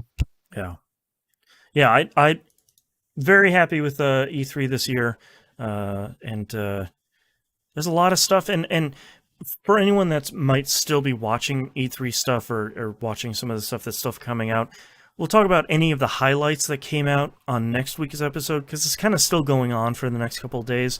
Sony will have their thing in a couple of weeks. We'll talk about that then. But this is largely kind of the big hitters, the heavy hitters here. So that's the end of our episode. Thank you for listening. Patreon.com/E1M1. If you'd like to support the show, if you liked this, like we talked about, there's about 6,323 episodes up there that you can listen to. The Outcast is the exclusive one where it's our uncensored, sort of behind the scenes production stuff, talking about other media, talking about what's going on in our life. If you want a real peek behind the curtain, that's the Outcast. And you get early access to Critical Misses and We Rogue Like It. If you liked this show, please go tell your friends. Like we said, retweet, share, rate us anywhere. And if you've listened for this long, we've been recording for 3 hours and 15 minutes. Sincerely, thank you for making it all this way. Hashtag I made it to the end. Us three have been recording for 3 hours and 15 minutes. Yeah, 2 of us have been recording for now almost 6 hours today, which is... That's not my problem. Totally sane and totally normal. No big deal. Yes, thank you very much, everyone, for listening. I do really appreciate it. Thank you for listening every week, especially, but on longer ones like this that are very production heavy. If you're watching the live stream and the video version, I hope you enjoyed all the trailers. That was a lot of work. Thank you, Boston. Yeah, we don't say it enough because we have the relatively easy job here, me and Nimp. Nimp more easy than me because he's just got to play games and then show up and chat. I've got to play games, watch movies, buy roguelikes, and do all the rest of the jazz too. Mm-hmm. Which reminds me, I need to start and finish our Game Club game for next week. Oh no. Uh-huh. Maybe you should stop pushing stuff to the last minute. Moon, look up a walkthrough for that on True Achievements. Cough, cough, cough. No, it's fine. I'll get there. Dude, yeah. I checked the time for it. It says 3 to 5 hours, so I can play it once and then go through again for the achievements. Yeah, you're pretty good. Yeah.